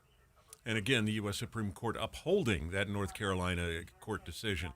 Your money at this moment, the Dow Jones average right now up 146 points on the day, while the NASDAQ is up 149 points right now. And our KSL weather, lots of sunshine. That's next. KSL News Time, 10:32. What do you need to hear in the morning to feel ready for the day? Important news that happened overnight, the traffic you'll hit on the roads. You'll be ready for your day with us. Join Utah's Morning News 5 to 9 on KSL News Radio. Hey, Derek Overstreet here from the New Millennium Group. financial advisors in Utah. You know, I've been helping people retire in the state of Utah for the last 20 years. The way we do that is we actually find out what is important to you. We create a step-by-step plan that takes into consideration your income, your debt, whether you want money from real estate, stock market, annuities, life insurance, whatever. If you want to deal with professionals, people that are fiduciaries and have a legal responsibility and obligation to do what's in your best interest, give my team a call at 888-999-6370. That's 888-999-6370. Or go to my website, utahsfinancialplanner.com. If you'd like to retire 3 to 5 years before you thought it was possible, give my team a call right now. 888-999-6370. That's 888-999-6370. At SimpliSafe, we've designed award-winning home security with advanced sensors, HD cameras, and now this 24/7 LifeGuard protection, only from SimpliSafe. Now, monitoring agents can see and speak to intruders through our new indoor camera to help stop crime in real time and for fast police response. Get 20% off any new system with Fast Protect monitoring at simplisafe.com/radio. Advanced home security, 24/7 professional monitoring for less than $1 a day. There's no safe like SimpliSafe. Whether you own a local business or a global one, you're always looking for ways to position your operation to create opportunities and move on them faster. With Bank of America, you get access to experts, award-winning insights, and business solutions so powerful you'll make every move matter, locally and globally. Visit bankofamerica.com/banking for business to learn more. What would you like the power to do? Copyright 2023 Bank of America, N.A. Traffic and weather together brought to you by Granite Credit Union's high-yield savings certificates. Here's Heather Kelly. We have a multi-vehicle crash southbound I-15 approaching Center Street in Provo. All the vehicles have been moved over to the right side of the freeway, so the right lane and shoulder are blocked. But UHP had to stop all traffic for several minutes to do that, and so it's backed up now to University Parkway in Orem. That's going to be your biggest delay. You may just want to allow a few extra minutes if you're heading south through Utah County. Everybody else in the Salt Lake Valley and Weber and Davis counties are moving at speed on all the major roadways. The Ute Stampede Rodeo and Carnival is coming July 13th through 15th in Nephi's Juab County Fairgrounds, featuring top cowboys and girls, bucking bulls, horses, and award-winning entertainment. Visit UteStampedeRodeo.com. Heather Kelly in the KSL Traffic Center. KSL weather, highs in the mid-80s for the next couple of days with just a slight chance of thunderstorms, and we'll see temperatures rise into the 90s by the weekend. Right now, it's 74 degrees with sunshine at KSL News Radio, 102.7 FM, 1160 AM, and KSLNewsRadio.com. Your all-day companion for news. Dave and Dujanovic. This is who you have today. You got Dave Noriega, that's me as host. You got Derek Brown, former GOP chair and also KSL at Night host. He's host number 2. And we've talked to Robert Axon, the current GOP chair, so often recently. You know what? You get third host credit today. Robert, congratulations. Hey, thank you. And radio is where the big bucks are, Mr. Obviously. Axon. So Obviously. That's why people go into radio. It's truckloads of cash. Don't even worry about it. Just blank check it, and we'll call it good. It's sort of like being a state party chair, right? Lots of money in that. Lots of money. It's just so everyone knows. So Robert Axon is the chairman of the Utah GOP, and this is, just to be clear, this is of issues, including, and then the people that ran for it included a member of one of your national committeemen and your vice chair of your party. So you had. Talk about baptism by fire. They all resigned to run, so you had to first have a convention. Correct. You have a convention to fill the special election seat. You have vacancies in those leadership positions. So certainly we've been busy. But in many ways, it's an opportunity to showcase that the Republican Party of Utah, is prepared to rise to the challenge and address what needs to be done and get ready for 2024. We're looking forward to not only being successful on what needs to happen this summer and what we've done thus far, but being successful throughout all of the 2024 election cycle. So as the current GOP chair, and Derek here is the former GOP chair. Tell me all the things he did wrong. Oh, we don't have that kind of time, Dave. Exactly. It's a big list. How much longer do we have? Hours. Well, Derek, correct me if I'm wrong. Did you serve during COVID? I did, and I have the gray hairs to prove it. And so, yeah. All right. So one of the things that stood out to me that I remember from the COVID days, when we had conventions, didn't we do that online? That was an online convention, right? It was, and we had really no choice. We Right. literally couldn't get together. So in about 6 weeks, I had to pull together an online virtual convention with online voting, and it was an exhausting experience. And Okay. So now. And that's what the Democrats are doing tomorrow. Tomorrow. And so they're Their doing an convention. online convention. Yeah. So, Rob, tell us why you chose to do an in-person convention. Because one of the things we talked about earlier on this show was that you did it in Delta, Utah. And so you had delegates, 1,000 delegates from all over the state going to Delta.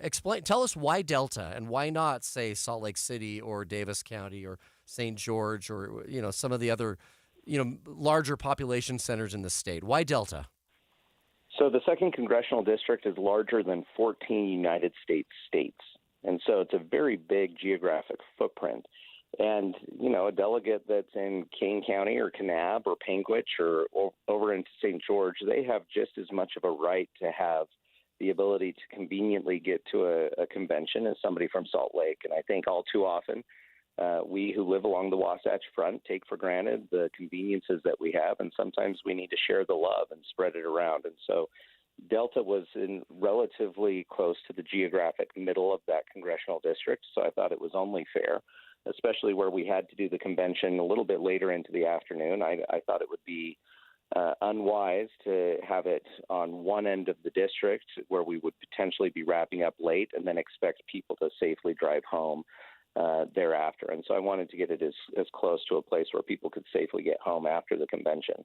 But as to why we do it in person rather than online, I'm not going to begrudge any other party that thinks differently, and more power to them in doing it online tomorrow. I just think that there's power in doing things face to face.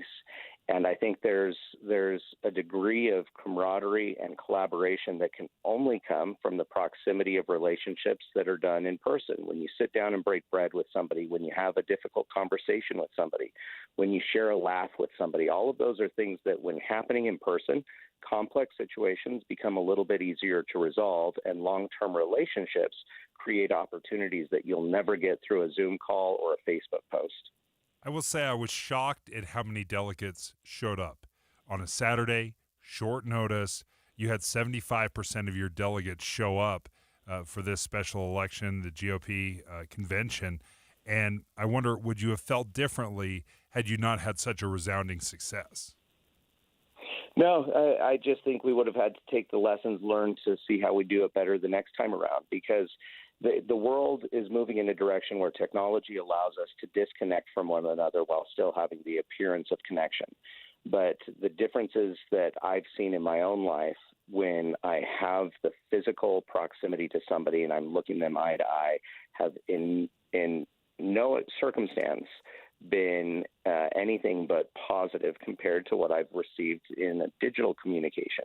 And I think as a country, as people, we'll be better served if we don't neglect the in-person experiences and become too dependent on what technology provides. That's the only way that we remember the humanity of one another and truly see the needs when we can step up and help people. That includes in the party, but I think it's just about every single situation. There's a reason that service is very difficult to do through a text message or a Zoom call.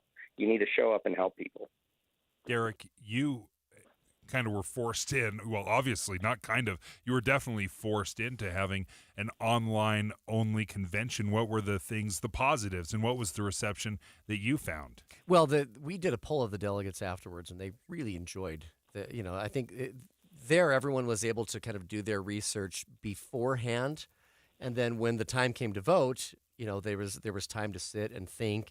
And we also did that because the way that at least the Republican Party set up, and I think the Democrats the same way, you have to have a majority. I mean, you can't, if you have, say, 10 candidates, rather than just eliminating them all at once. For the most part, the way it works is you eliminate one by one by one, and you can have multiple rounds of voting.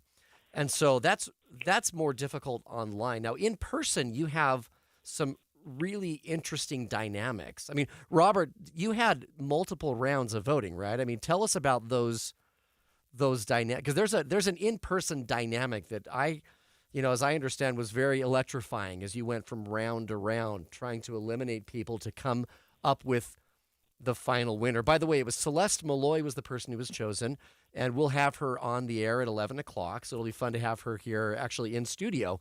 But tell us a little bit about that dynamic, that in-person dynamic.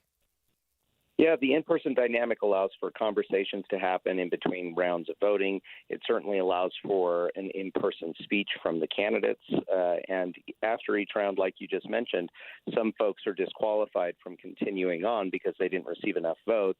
And so it slowly whittles down, but you have that feeling, you have that emotional connection that delegates can have to the speeches that they're hearing, to conversations, and you can start to really get a sense of what the priorities are of the district. And I'll tell you, on Saturday, something that certainly elevated was a strong desire from delegates in the south end of the state to highlight the need of having somebody they felt connected to southern Utah.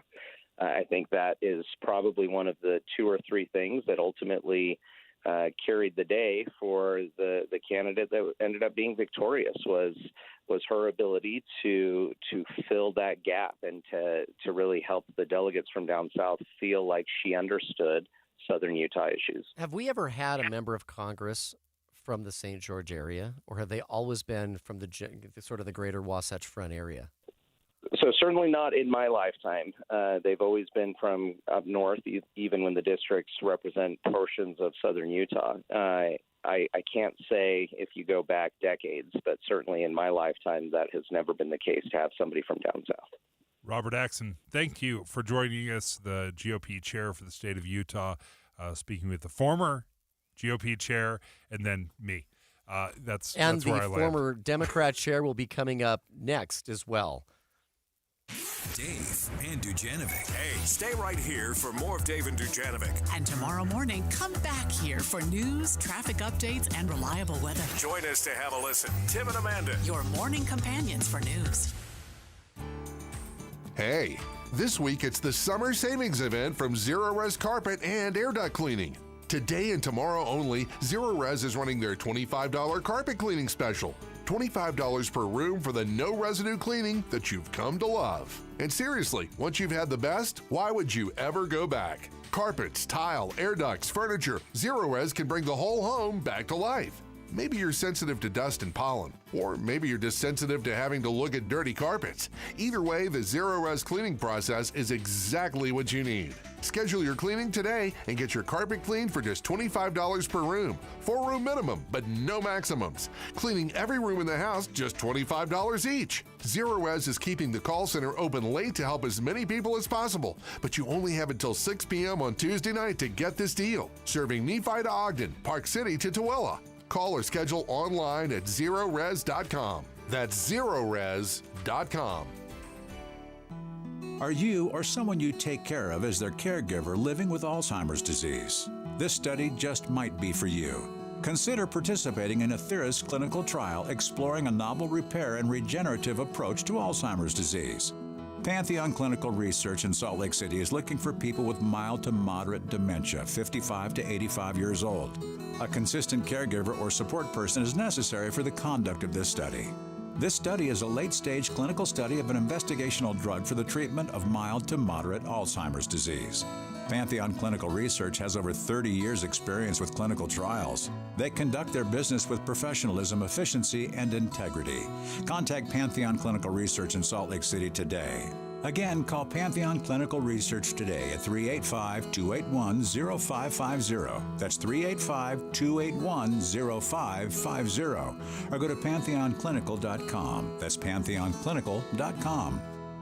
Getting close to retirement? Or have you retired? You've probably got a ton of stress-filled questions on your mind. I'm Jeff Jr. with Trajan Wealth. Getting a second opinion with an individualized investment plan is vital, and our fiduciary advisors do just that. Take it from this Trajan Wealth client. It was just so pleasant, so comfortable. I think we had 7 different accounts, just stuff scattered all over the place. And then so we just started, here's this, move this. And he even explained it a couple different times. But if I have more questions, he said, just give us a call. And that's what I love. He's a phone call away. Like, I'm glad I know these guys. Such a huge weight off my shoulder. Imagine not second-guessing investments or monthly retirement income. That's the peace of mind you'll get from working with Trajan Wealth.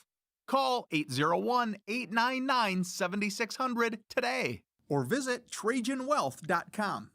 Actual client, no compensation, no conflicts. Advisory services offered through Trajan Wealth, LLC, an SEC-registered investment advisor. If you have unfiled taxes or are in debt to the IRS, this is important news. The IRS just rolled out a new program to help struggling taxpayers more easily resolve their tax problems. It's called the Taxpayer Relief Initiative, and it opens up powerful new options for people looking to get back on the right track with the IRS. And no one knows this program like the professionals at Optima Tax Relief, America's most trusted tax resolution company. They've resolved over $1 billion in tax debt for their clients and have the expertise and experience to help you. One easy call to Optima can start the process, helping to put an end to your worries of wage garnishment, asset seizure, and other aggressive IRS actions. Make today the beginning of your fresh start with the IRS. Call the experts at Optima Tax Relief now for your free confidential consultation. Call 800-343-6460. 800-343-6460. 800-343-6460. Optima Tax Relief. Some restrictions apply. For complete details, please visit OptimaTaxRelief.com. Any Hour Services can help unclog any drain in your house, whether you have a backup, a clog, or a slow drain you want fixed. Call Any Hour Services or visit AnyHourServices.com. Get updates on Jazz and BYU news and score updates. Text Jazz or BYU at the Cyprus Credit Union KSL text line 57500. With the 3 things you need to know this hour, I'm Dan Bomas. First, the big planes flying low across the state of Utah this morning are air tankers. The Utah National Guard marking 100 years of air refueling operations.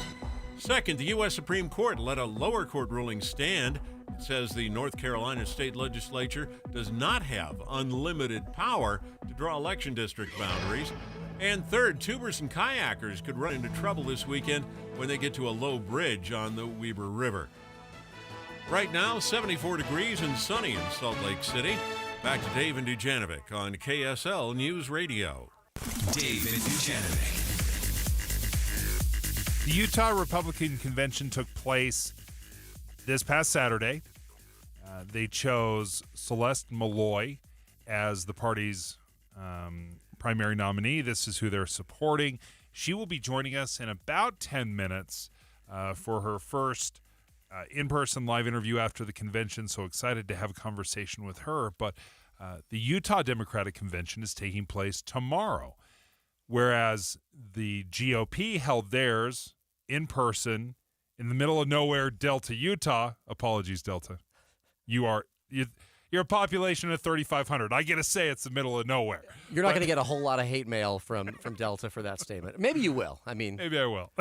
But it is. It's the middle of nowhere. Beautiful place, I'm sure. Never been there. Never seen it. Have no idea what I'm talking about.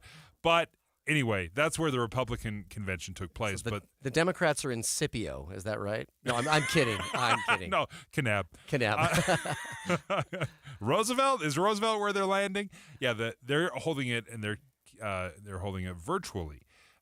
This is something the GOP decided not to do, but I wanted to reach out to Jeff Merchant, who is the former chair of Utah Democratic Party. And Jeff, thanks for joining us. I believe you did the virtual thing during your time, right? Yeah, we did. Of course, that was during the height of COVID, and I call myself a COVID chair. I was there pretty much for the entirety of COVID-19, and so yeah, we've done it virtually several times. We did have our state convention this last year down in Cedar City just a couple of months ago, and that was in person and virtual both. But yeah, this will be a little bit different. I mean, obviously, it makes sense to an extent given the size and scope of the district. But yeah, it'll be virtual. And Jeff, how was the turnout in Cedar City? Because that's the first time I think any party's had a a statewide convention in Cedar City. And so did you get a lot of people from the northern part of the state traveling down to go to it there? Well, I think that's a great question. I think there was a lot of concern that wouldn't happen. And I mean, I would say to an extent, people from the north did not come down, but it's hard to say too, because it was kind of a hybrid model that was used. So it was live and in person, but there were also plenty of virtual options. So you could watch the entire thing on your computer or your cell phone. And voting was electronic, so you could vote whether you were in Salt Lake or you were in St. George or you were in Cedar. So participation was pretty high. Whether you could say that participation in Cedar City proper was high is a different question. I'd say it probably could have been higher, but definitely better than I think a lot of people expected. We're speaking right now to Jeff Merchant, who is the former chair of the Utah Democratic Party. As my co-host today, instead of Debbie Dujanovic, I've got Derek Brown, who is the former chair of the GOP party here in Utah. You guys served at the same time, and as Derek told me this morning, he's like, "Oh yeah, we're great friends. We agree on nothing politically." I was astonished that one person could be so consistently wrong on so many issues, but I still like Jeff notwithstanding. Yeah. There we go. Here you go again, Derek. Yeah, it is. It's surprising that I could be. I mean, I shouldn't say this. Actually, I'm going to ruin your political career right now, Derek, and say that he is friends with the Democrat. Whoa! Let's keep the gloves up. We're trying to keep a family-friendly show here. Well, and this is one of the things that few people probably understood. But when we were both chairs, I mean, obviously we disagreed on. When it came to policy and substance, like we disagreed all the time on virtually everything. But when it came to policy in terms of state laws that have impacted parties, I mean, Jeff and I, we talked all the time. In fact, there were a couple times, Jeff, where you and I sat side by side at a witness table in a state like House committee hearing where we were both testifying on the same side of a bill we're trying to get passed. So there were a number of those instances, as I recall. Yeah. The only time I've testified before the legislature, I've had Derek by my side, so I felt comfortable, and I was there to protect him. Didn't feel too out of place. Yeah, he's a great bouncer, great bodyguard. So Jeff and I, but one of the things we both had to figure out was we had 6 or 7 weeks from the moment that COVID hit and shut everything down till the state parties had to have their conventions. And so both he and I mean, we scrambled and we both were trying to figure out how do we pull this off, because we both wanted each other's conventions, regardless of who won. We wanted them to be successful. And so, Jeff did a lot of work trying to figure that out. And so I think that's one of those things that I think when it comes to something he and I have both talked about, I mean, you can disagree all day long on policy, but when it comes to civility and treating each other as friends, I think there's a whole world of possibility there that I think sometimes we miss in an online sort of social media setting. Yeah, I agree with that a lot. I think that certainly, look, this is a country where we are supposed to disagree about things, right? We do kind of work on trying to come to some level of consensus. But I also think that there are things that go a little bit deeper than that. Civility is certainly one of those. And I can't say that I couldn't have asked for a better person on the Republican side to work with than Derek. So that's the only nice thing I'll say. Don't ask me to say anything else nice about Derek, but he was great to work with. You're both really promoting your future political careers. Nice job, guys. I love it. So Jeff, on that note, I'll give you a chance to throw a few barbs now at my party. Talk about the folks that are running for the congressional district in the Democrat Party. What does that look like? Because I think few people understand that both parties are now choosing someone who will then face off in a general special election. So talk a little bit about who the Democrats have, what that looks like. I mean, what are we going to see tomorrow night? Yeah, so I think that we've got some interesting candidates. No one, to my knowledge, is running as, collecting signatures. So I think that this is it for the Democratic side. The person who comes out of the convention is going to be the one who is the nominee. And we've got three people. Kathleen Reeby. Kathleen is a current sitting state senator from kind of the Cottonwood Heights area. She's a teacher. She's been in the legislature for several years now, was on the Board of Education before that. And then we have two other people, a gentleman named Guy Warner. To be honest, I don't know a lot about him. He's a technology executive. And then Archie Williams. Archie Williams is, he's run for a number of different things and has not been successful to this point. I think he lives down in Utah County. He's not in the district, I think. So anyway, those are the three big candidates. I think that probably going into it, Kathleen Reeby probably has the advantage simply because of the name ID. But you never know. I mean, as you well know, we just saw on the Republican side someone who to be honest, I had never heard of her before. I was surprised when she was endorsed by Representative Stewart, and I was like, oh, okay, I guess if he wants to do that, he can go ahead and do it. And then lo and behold, he and Rob Bishop did the same Ms. thing. Malloy, yeah, they knew what was going on. So she won it. So good on her. I'm really impressed. We'll see what happens at the next stage of this, because at least on the Republican side, it's definitely not over. And the big issue now, I think, is going to be if she can raise the funds to go up against some of these other folks who are probably better funded and definitely have better name ID. Gathering signatures. Jeff Merchant, thank you for joining us, former chair of the Utah Democratic Party. When we come back, we have the GOP convention winner, Celeste Malloy, joining us live in about 5 minutes. KSL FM Midvale, KSL Salt Lake City. It's 11 o'clock at KSL News Radio. I'm Dan Bomas. KSL's top story this hour, 3 Democrats in Congressional District 2 will be running to replace a resigning Representative Chris Stewart during a virtual convention tomorrow.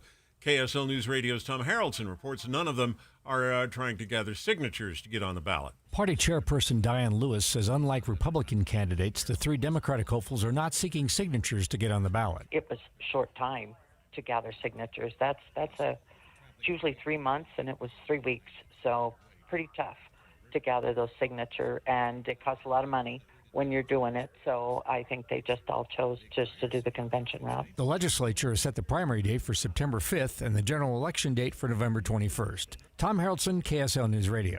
The city of Highland shutting down its irrigation water for the next several days to allow for construction on Highway 92. They'll turn it back on during the evening. Our top national story this hour from ABC News. In a 6-3 ruling, the U.S. Supreme Court upheld a decision by the North Carolina Supreme Court. It strikes down a congressional districting plan by Republicans in that state. They said it was too partisan. ABC's Terry Moran explains. Rejecting the idea that state legislatures alone have unfettered power to decide how and when and in what manner elections are conducted, the so-called independent state legislature theory. And your money at this moment, the Dow Jones average up 175 points on the day right now. The NASDAQ is down 167. And it's looking an awful lot like June with warm and sunny weather. That's next. KSL News Time, 11:02. We have enough people running around Broadcast House at 4 in the morning to field a football team. Producers, reporters, the traffic team, and us. This is Tim and Amanda. Join us each morning from 5 to 9 on KSL News Radio. Everything's changing so fast these days, and that's a great thing. Back in my day, we were lucky if we could get one video to load on a desktop computer, but now there's the Xfinity 10G network. That means the fastest internet with faster speeds rolling out all the time, and internet that can power a house full of devices with ultra-low lag. So one person streams a movie from their room, another can play video games in the basement, while another TikToks in the kitchen. It's the next generation 10G network only from Xfinity. The future starts now. Through September 20. 21st, new customers can get 1.2 gigabit internet with unlimited internet data and Wi-Fi equipment included. It's all just $25 a month for 2 years with no annual contract when you add Xfinity Mobile with unlimited data at regular rates. Go to Xfinity.com/10G, call 1-800-XFINITY, or visit a store today. Requires paperless billing and auto pay with stored bank account. Restrictions apply. Taxes and fees extra. Xfinity Mobile requires Xfinity Internet. After promo, regular rates apply to internet service and Wi-Fi equipment. Actual speeds vary. Men who have given up in their intimate life because of prostate issues, testicular cancer, or simply no ED treatments you've tried have worked. It's not the end. At Summit Men's Health, they have a customized approach for each individual patient to get results they desire and deserve. Stop wasting your time and money with treatments that don't work for most men, like Shockwave, Viagra, or the shots. Summit Men's Health guarantees results in your first visit, or you don't pay. Call Summit Men's Health today and get the spark back in your relationship. Summit Men's Health, 435-500-2790. They're so confident this will work for you, they promise if you don't get results on your first visit, they pay you $500 cash, no questions asked. Call Summit Men's Health today at 435-500-2790. That's 435-500-2790 to get the passion back in your love life. July marks a time for celebration, our country's independence, and when our ancestors settled in our great state. Today, we celebrate family, friends, honor, and pay respect for those who've lost their lives to provide our freedom. This is the place wants to celebrate Utah, freedom, families, and fun by inviting you to find out what makes this place so special. Enjoy Liberty Days July 4th with a flag ceremony, candy cannons, watermelon eating contests, and more. Followed by Super Duper Days with fantastic music and devotional presented by Sons and Daughters of Utah Pioneers. Celebrate with a bang your 24th of July at Pioneer Days. See the newest monument, Pioneers of 1847. And don't miss the second annual live concert sponsored by Deseret Book, the evening of July 22nd, celebrating our diverse cultures with music and dancing. Utah is the melting pot for world culture and history, making our state and country so great. This is the place to be. This is the fun place for everyone. Visit thisistheplace.org. Today only, Zero Res is running their $25 sale. You don't have to clean today, but you have to get on the schedule. Call or visit ZeroRes.com to get your spot today. Traffic and weather together, brought to you by Granite Credit Union's high-yield savings certificates. Here's Ricky Meese. Well, the good news is the stalled vehicle that had been blocking traffic southbound I-215's westbound at 2100 north in that center lane has been cleared and traffic getting back to normal there. We still have the cleanup of a crash in Utah County southbound I-15 right around Center Street, Provo. That's been affecting a right lane of travel. Ricky Meese in the KSL Traffic Center. KSL weather, highs in the mid-80s for the next couple of days with just a slight chance of thunderstorms, and we'll see temperatures rise into the 90s by the weekend. Right now, it's 75 degrees and sunny at KSL News Radio, 102.7 FM, 1160 AM, and KSLNewsRadio.com. Your all-day companion for news. Dave and Dujanovic. All right, the Utah Republican Party held their GOP convention on Saturday. They held it in the middle of nowhere. Forgive me, Delta. You are the middle of nowhere. 3,500 people live in that city. I've never been there. I've lived here for 47 years. Never been to Delta. I think we should broadcast live from Delta to make it up because you're going to start getting hate mail from Delta. Amazing. Listen, folks, you don't want me to talk you up because then your home prices are going to skyrocket. It's going to get expensive for you. So but it was interesting move. We just talked to Robert Axon, the state chair GOP, said the reason we wanted to do it is because we wanted to find a central spot for the Southern Utah crowd to travel and then the Salt Lake crowd to travel. So this is the central spot. And sure enough, they had an incredible amount of delegates show up. There's about 1,000 delegates in the 2nd District. And 75% of them showed up in Delta, Utah, short notice. On a Saturday. On a Saturday afternoon, no less.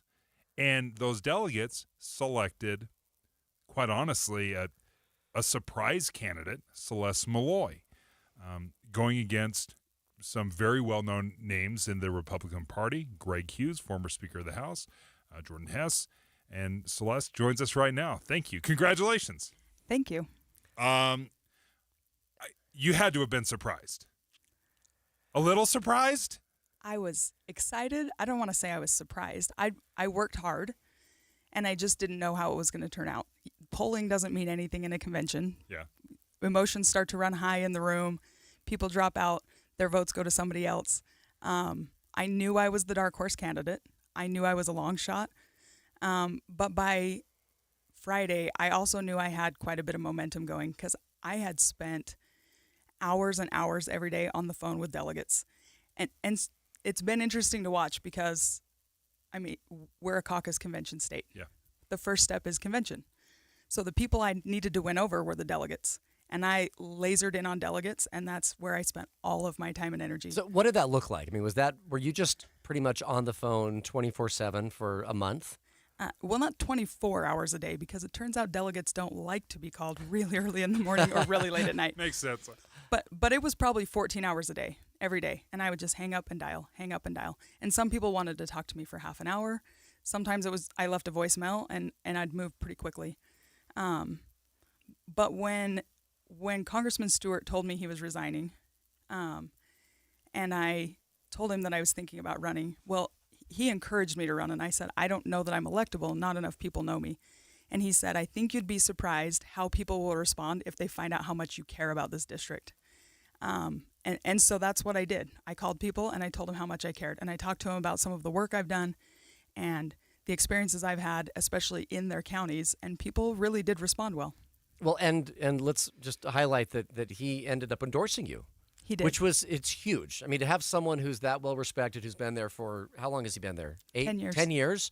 To say, look, if I could choose someone to replace me who exemplifies kind of the principles that I've stood for, this is the person. And I'm sure that had to have an impact. I don't know what percentage that gave you in terms of a bump, but clearly that must have had an impact. Which shocks me a little bit because I remember talking to Senator Romney one time, and it was about who you have endorsed or haven't endorsed in the past. He's like, I don't think endorsements amount to a hill of beans. And that always kind of stuck with me. He didn't think endorsements really mattered. But I think in this case, probably more than any endorsement I've ever seen, where this is the endorsement that mattered. It's having not only Chris Stewart, but former Representative Rob Bishop endorse you as well. Yeah, I think generally speaking, the endorsements don't matter that much. I had really low name ID. I had good name ID in the rural counties. I've spent a lot of time there. I've done a lot of work there. People know me, and I had really good support there. And I worked in Washington County, and I was vice chair of the Washington County Republican Party. And you're from Cedar City as well, I actually right? grew up in a little tiny town in Nevada. I was born in Cedar City. Okay. And then I moved to Cedar to go to school when I was 18, and I've stayed in Utah ever since. But I think these endorsements mattered for a couple of reasons. One, it was a really, really fast turnaround, which has pros and cons, but it boosted my name ID. But I want to be clear about something. I got into this race with no guarantee that I was getting Congressman Stewart's endorsement. He told me he wasn't going to endorse in this race, and I got in and I started working. And after he saw how hard I was working and that people were responding, then I think he felt like it was okay to endorse. But I didn't know that when I jumped in. And you did it anyway. I did it anyway. Well, and talk a little bit about, I mean, there's so much we could talk about. I mean, I love the idea. I mean, I'm a big fan of the caucus convention process because somebody like yourself who's relatively unknown, I mean, not entirely. Like, I've known who you are because anyone who's worked kind of in the political arena knows who you are. But the average person who lives, say in Davis County may not have heard of you before at this point in time. But one of the things I love about the process is someone like you can sort of come out of right field and win. I mean, and to get a party's nomination generally across the country, it takes millions of dollars. Here in Utah, it can take hundreds of thousands of dollars. Talk a little bit about the funding that you had to get this, to win at convention. How much did it cost you? If you're willing to talk about that. I will talk about it. It's going to make some people's heads explode. So 3 weeks ago, I had no funding, and I did some fundraising, and I haven't finished all of the tallying of receipts, but I think I got through convention on about $20,000. And wow. That is a story we should be telling in Utah. That's a record. I don't know if that's officially a record. There is no way that's not a record. But then that's one of the things that personally I've always liked about this process is that someone like yourself can sort of come out of right field and win, and somebody who might have, $500,000 in funding can still be beat. I mean, it seems like in some ways it's a great leveler, right? A great equalizer. And so we've seen that with this, kind of this Cinderella story here where you can do that. I mean, you seemed like you were a little bit surprised. I think a lot of people were, but my guess is the delegates probably weren't. I like that you called it a Cinderella story. I always wanted to be a princess when I grew up. There we go. This may be the closest I get. You left one of the shoes in Delta, right? and just for the record, it was gorgeous in Delta on Saturday. We've had a nice wet winter and everything was green and it was lovely. But yeah, I think this should be a case study for why we have a convention system. Somebody can go make a case to the delegates who are selected by the people in their neighborhoods to vet candidates. And I talked to the delegates, and they made a choice. And I know there are a lot of people who are reeling now because they don't know who I am and they're trying to figure it out. And I'm going to go earn their trust and their respect. But the system worked, and we should be talking about that. Well, and one of the hard things, Dave, I've been through this system as well. You can't hide. You know what I'm saying? Like it's raw. It's like you're in front of people. You're talking to them. You can't hide behind a bunch of mailers and just spending a bunch of money to do the campaigning for you. Like it's like hand-to-hand combat. Yeah, and they'll ask anything. I got asked all kinds of questions by delegates that I never expected. And even on Saturday in Delta, with the SCC meeting starting at 9 a.m. and then the convention not starting until 3 p.m., there was a long time in the middle of the day for me to stand out there and talk to people. And there were times I was surrounded by a circle of 30 or 40 people just throwing questions at me, rapid fire. And I don't have time to put a spin on anything. I had to respond. I have to answer, and everybody can hear it. I can't tell that delegate what they want to hear. Everybody's hearing what I'm saying to everybody. And it's a trial. It's a fishbowl. Yeah. But it was fun. I had a lot more fun than I ever expected. This was the most fun I've ever had at state convention. Okay, so here's a question for you. You agreed to join us for this segment. I would love to have you stick around because I would like to ask you about what kind of work you did in D.C. with Chris Stewart, some of your favorite pieces of legislation that you worked on and some of the work specifically you did with him. We can either do that next segment or at another time. I know you have a lunch thing. We can either push it or push it to another day. This is your option, live radio, your choice. All right. This is like talking to delegates. Okay, I am late for lunch, but if we can do the next segment quickly, I'm already in the chair. Let's do it. We're super good at staying on time, as you can tell. Celeste Malloy joining us right now, the party convention winner for the GOP, and that is a huge, huge deal. Typically, whoever wins in convention wins the general election. So this is a huge deal. She's joining us right now. Stick around. We'll have another short conversation. Totally short and reasonable. And we're sorry for your lunch. Hopefully they're listening. Your lunch I'm going to be late. You're going to be late. Let them know. Put them on notice. Breaking news. Your lunch date's going to be late. We'll be back with Celeste Malloy in just a minute. Dave and Dujanovic. Did you know Utah has just one all-news station in the morning? It's this one. Weekday mornings between 5 and 9. Start your days with us. We're Tim Hughes and Amanda Dixon. Your morning companions for news. Utah needs to replace Representative Chris Stewart. In this special election, only one person can come out of convention, and that person is Celeste Malloy. Now we know at least one Republican has made the ballot. She did get the endorsement from her former boss, Congressman Chris Stewart. She called herself a political dark horse. Now it's a foot race for a handful of other challengers to collect signatures and make the primary. The drop-dead date is Tuesday the 5th. We'll update the field all this week on KSL News Radio.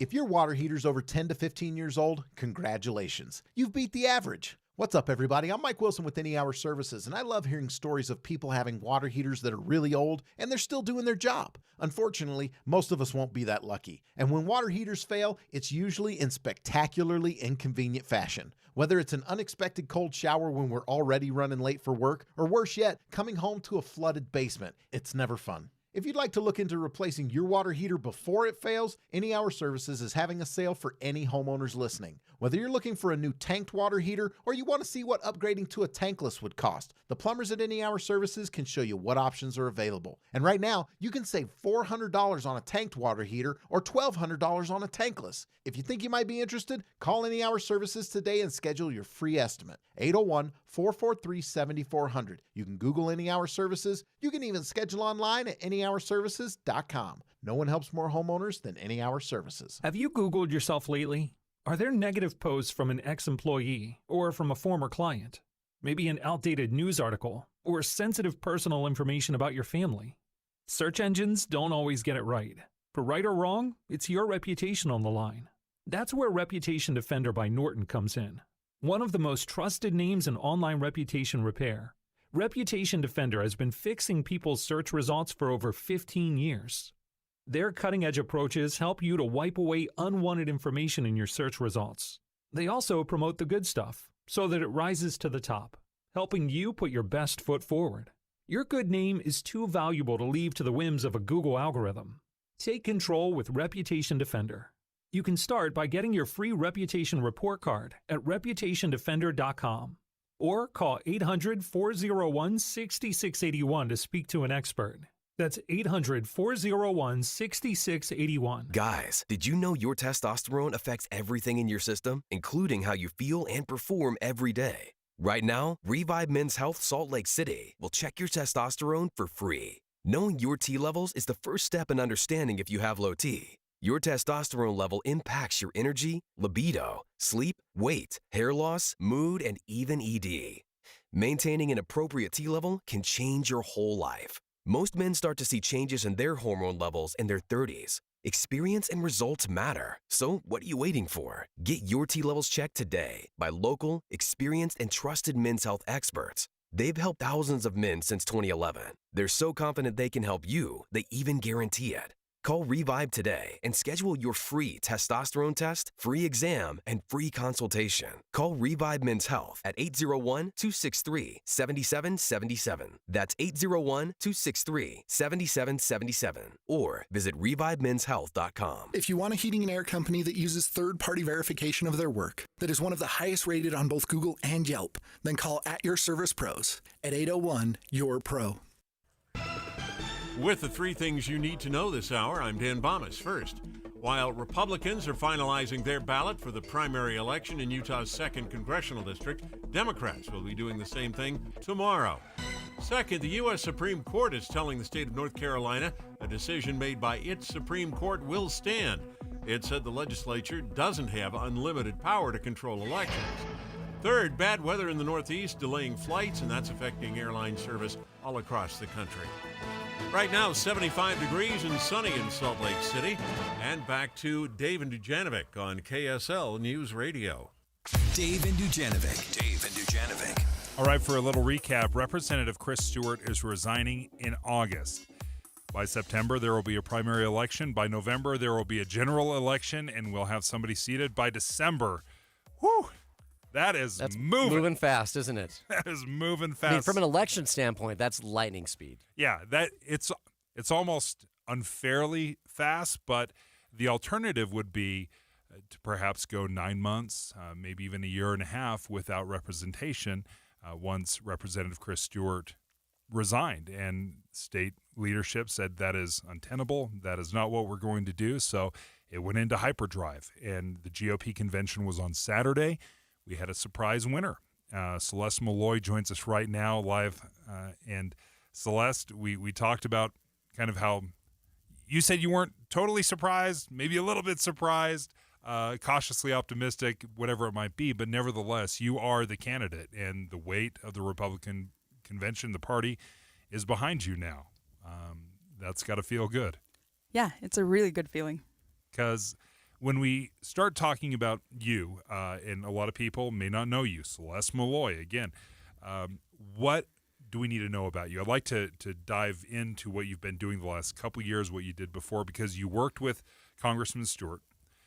You were his chief legal counsel, but you were born in Utah. You went to school in southern Utah. What did you do before you started working with Chris Stewart? Well, I mean, I started my career in Beaver, Utah. I have an agriculture degree from Southern Utah University. Okay. And while I was a student, I was working for the USDA as a soil conservationist. So working with farmers and ranchers, solving resource problems. And when I graduated, they put me in a full-time position in Beaver. So I was there for about a decade. I spent my 20s in Really? Beaver. I did not know this because I've known Yeah. Celeste for a long time. I did not know this, that you spent a decade in Beaver. I did. It's not the normal route to Congress. It's also not the normal route to law school. But I left Beaver to go to law school. So I went to BYU for law school. And when I graduated, I went to work for the Washington County Attorney's Office. I was a civil deputy county attorney, primarily doing public lands law. The first thing that I worked on when I got there, about the same time I hit Washington County, so did a BLM resource management plan for the county. And so that's the plan they'll use to manage the BLM land in the county for probably the next decade or two. And in a county like Washington County, that's a big deal. They have a lot of public land. They have desert tortoise issues. It's a pretty complex system there. And very controversial, too. I mean, yes. Like Celeste, I served as counsel for a member of our congressional delegation. And, yeah, you have to get good at understanding controversy and hot-button issues if you're involved in that space. Absolutely. And the work I did on that plan resulted in a congressional field hearing. So the House Natural Resources Committee, when Rob Bishop was the chair, came and held a hearing in St. George. And I had been an attorney for like a couple of months at that point. And I remember telling my mom that night, I think I just have to retire now because I'm never going to be able to top this. Good as it gets right here. Boy, was I wrong. But it was really exciting. And not everybody gets a chance to go toe-to-toe with the federal government in defense of, their local area where they live. And that was my introduction to policy work, and I've been hooked ever since. I think the federal government is way too involved in Utahns' day-to-day lives, partly because I have spent my time working in public lands, but it's not just public lands. In every area, the federal government is just too involved in people's lives, and that's why I got involved in policy, and now that's why I'm running. We need people to stand up to that and to give our neighbors some relief from all of the regulation and all of the red tape that we have to go through just for day-to-day things, like building roads. Okay. Go ahead. Well, I was going to say, and I wanted just to kind of dispel, I'm hearing these myths about how Republican are you? I mean, like you were the vice chair of the Washington County Republican Party. I was. I mean, so you've been working for a member of the delegation who's a Republican for years, someone who's, very well known for being conservative, who also went out of his way as one of his last moves to endorse you. Yeah. So anyway, I just think it's kind of, why is it that people are now saying, well, how Republican is she? I want to give people the benefit of the doubt. I think it's because a lot of people don't know me. And so there's a lot of blanks in people's minds, and they're filling them in ways that are unflattering. But I also think it's my job right now to explain myself to people. And I'm willing to do that. So I know people have been asking why I didn't vote in the last two federal elections.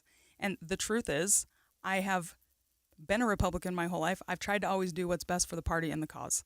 At that point, I felt like my contribution was being a good staffer to a good conservative Republican member and not stirring up any controversy by having an out-of-state ballot for my boss at a time when people were looking for voter fraud.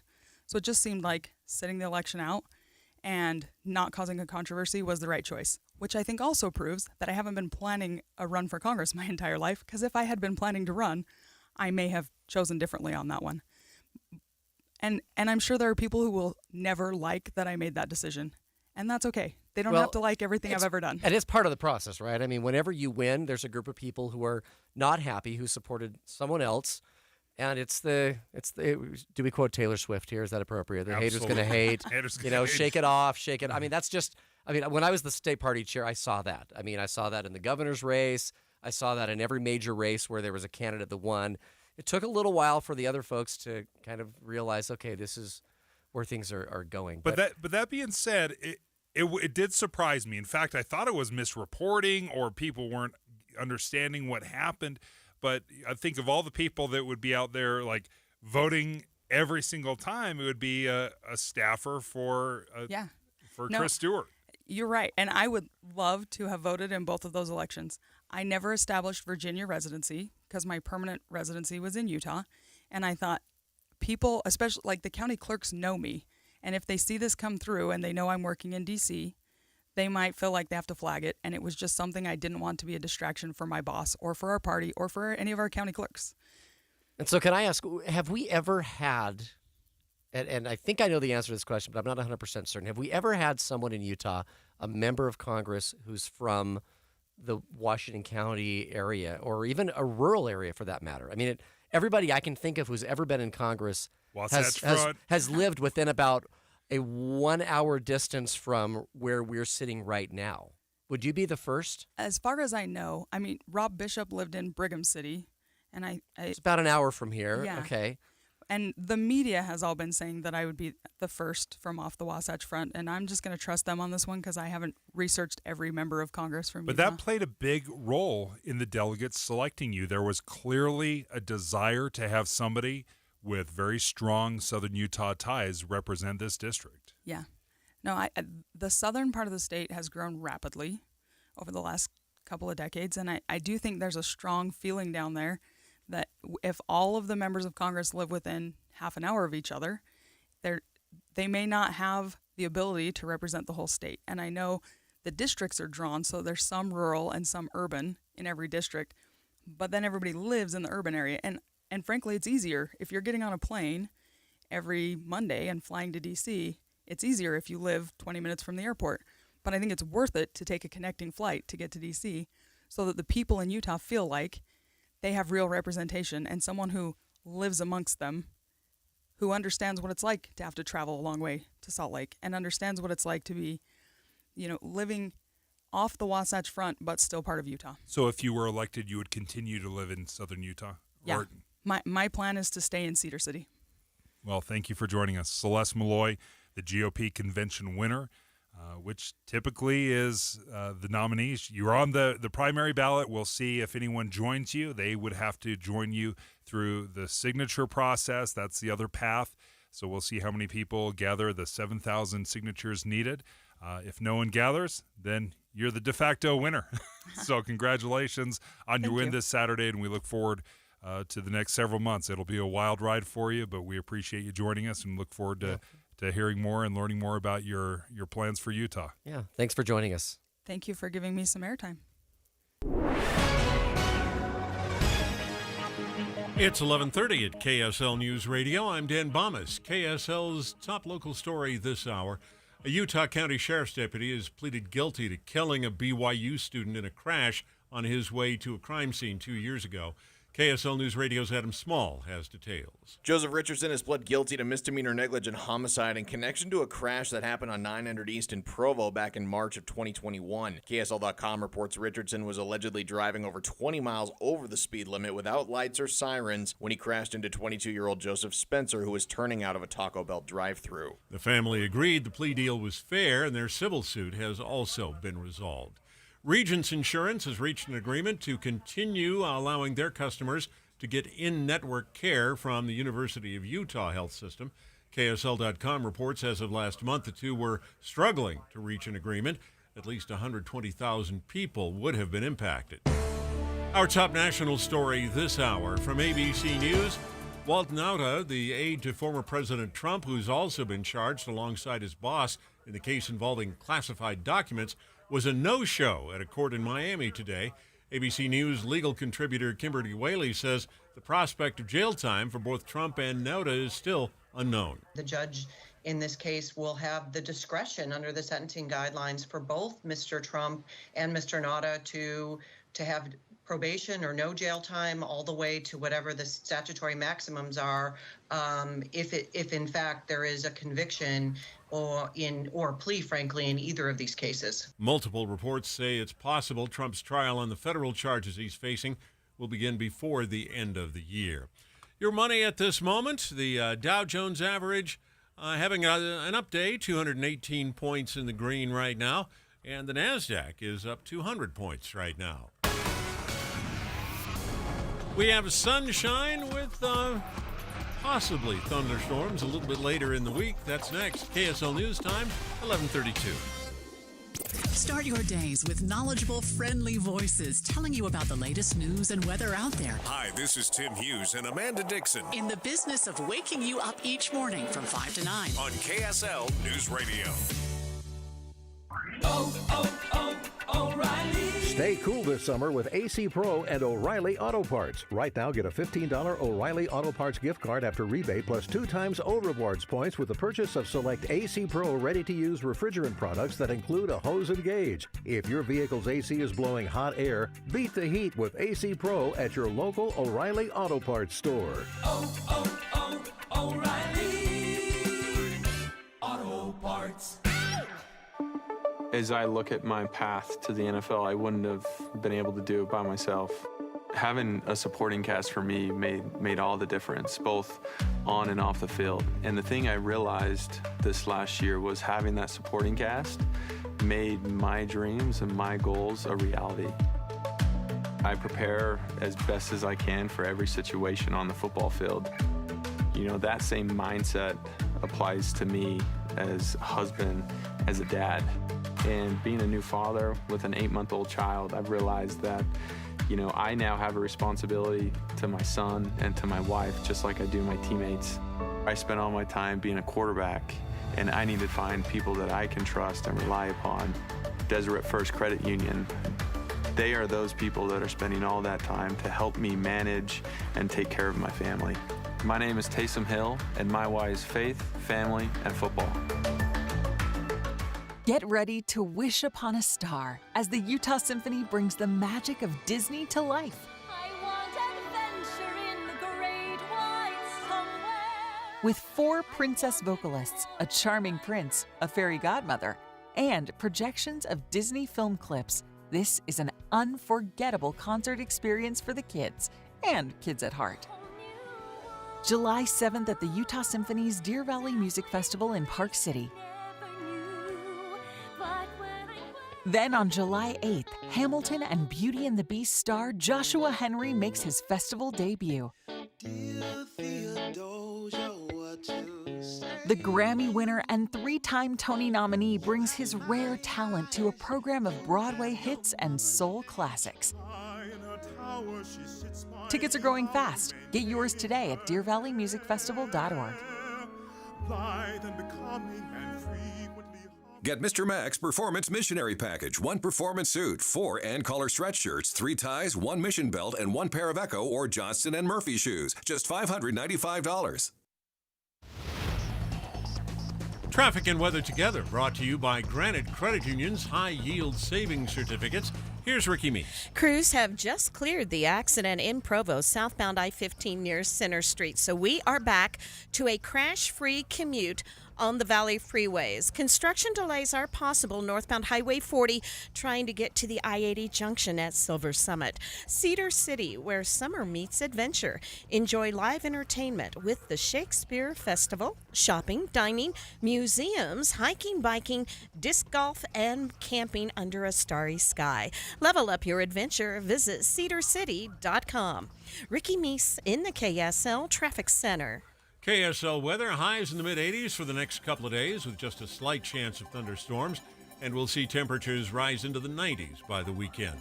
Right now, 75 degrees and sunny at KSL News Radio, 102.7 FM, 1160 AM, and KSLNewsRadio.com. Your all-day companion for news.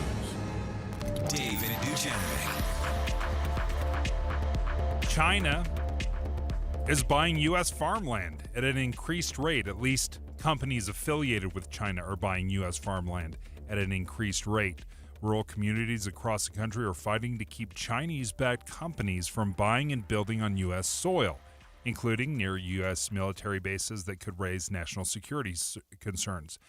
Now, obviously, with Hill Air Force Base close, this is something I think, obviously, here in Utah, we would definitely want to be aware of is, are China companies or companies affiliated with China buying up U.S. farmland? We have plenty of farmland here in Utah. Is that a concern? Is that a valid concern here in Utah? And I think it's not only a valid concern. As I was mentioning earlier, I think that's a concern around the world. I mean, China. I recently came back from a humanitarian trip that my family and I took to Africa, and we're in like the middle of Zambia, and the person we're with is talking about Chinese companies buying up huge plots of land in rural areas in Africa. So there's a global sort of long-term plan that China has. They're very smart, they're very strategic, and so I think this is a legitimate issue that I think needs to be addressed and highlighted. News Nation senior national correspondent Brian Enton looked into this, and he joins us right now. You've traveled to some of the areas that are being affected by this. Brian, what are these small towns? What are you finding in these small towns? Yeah, we traveled to 6 states, and that's really just the tip of the iceberg. I mean, it's happening all over the country. It's so interesting you bring up Africa. That's a really good point. They are buying land like crazy in Africa, parts of the country with really rich nutrients, and they're doing it here too. Tennessee, Kentucky, Michigan, North Dakota.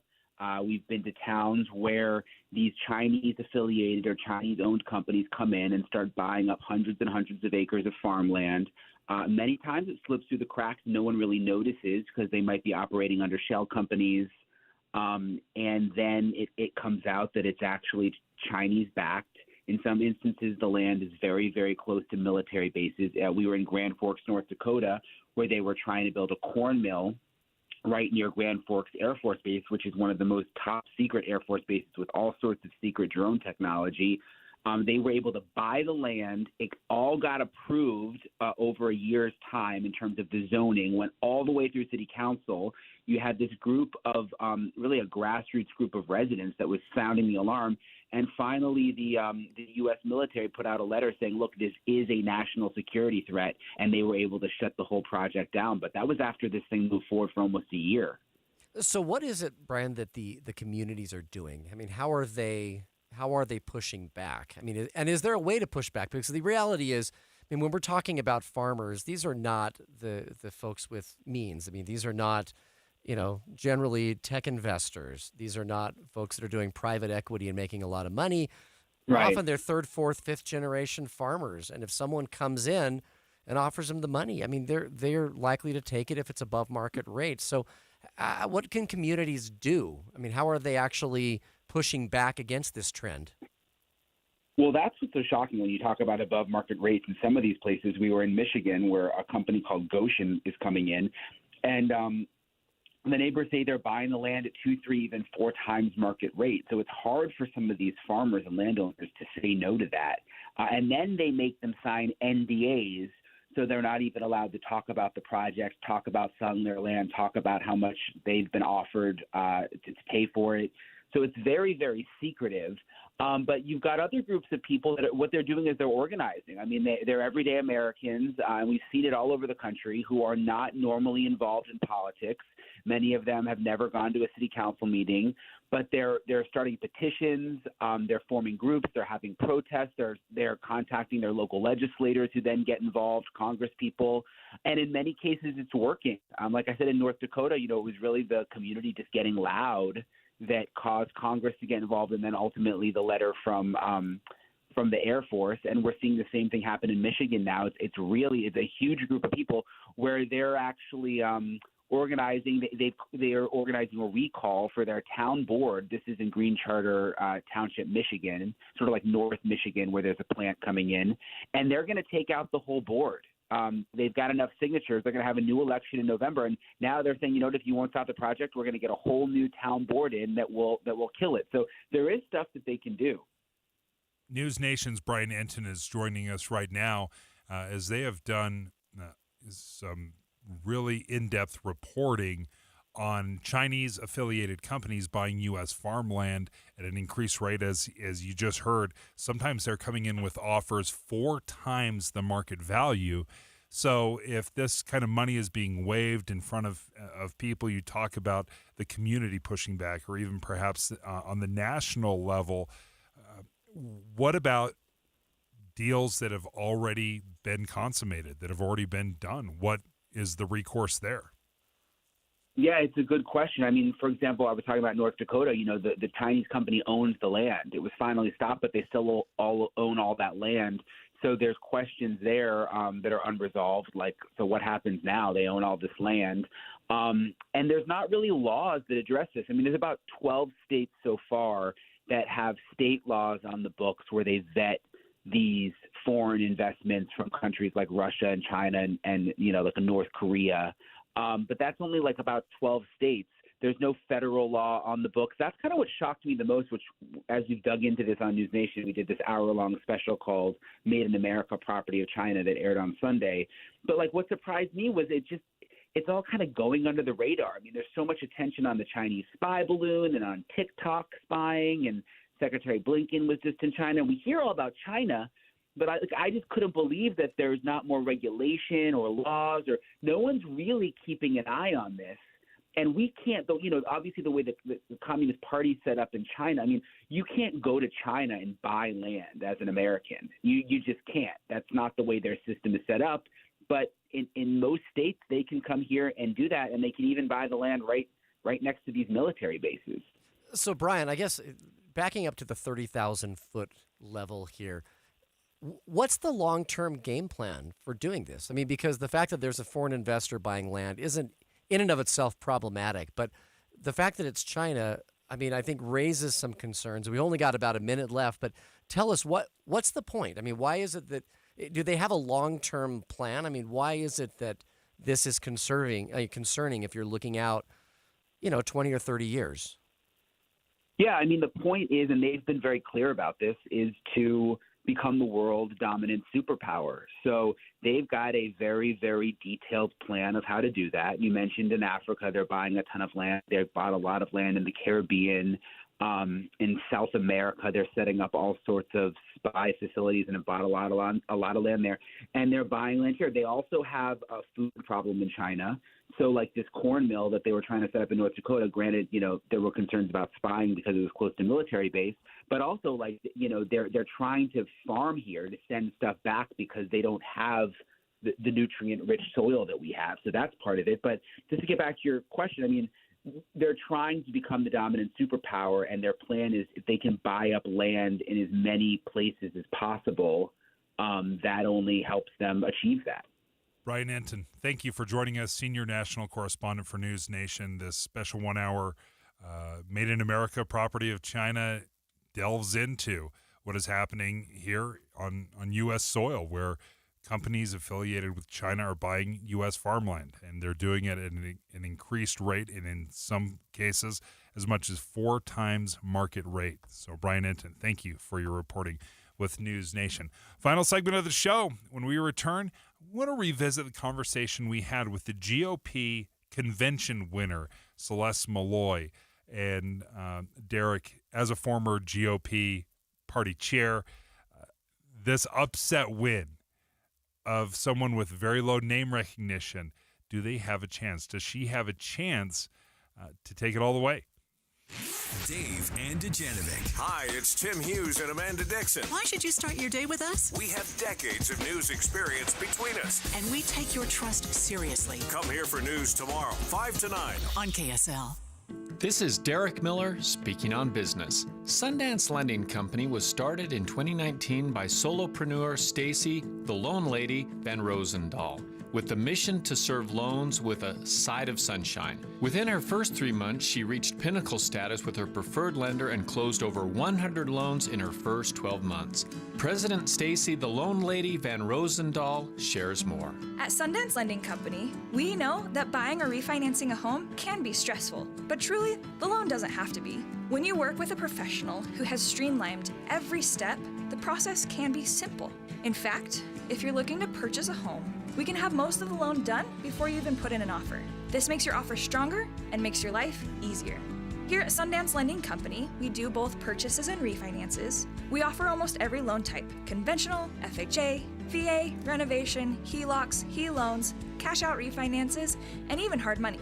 We would be happy to run a full loan analysis for you or your friends. Just visit sundancelending.com and fill out our quick start questionnaire to get started. Always remember, this is a safe place for questions, and you matter to us.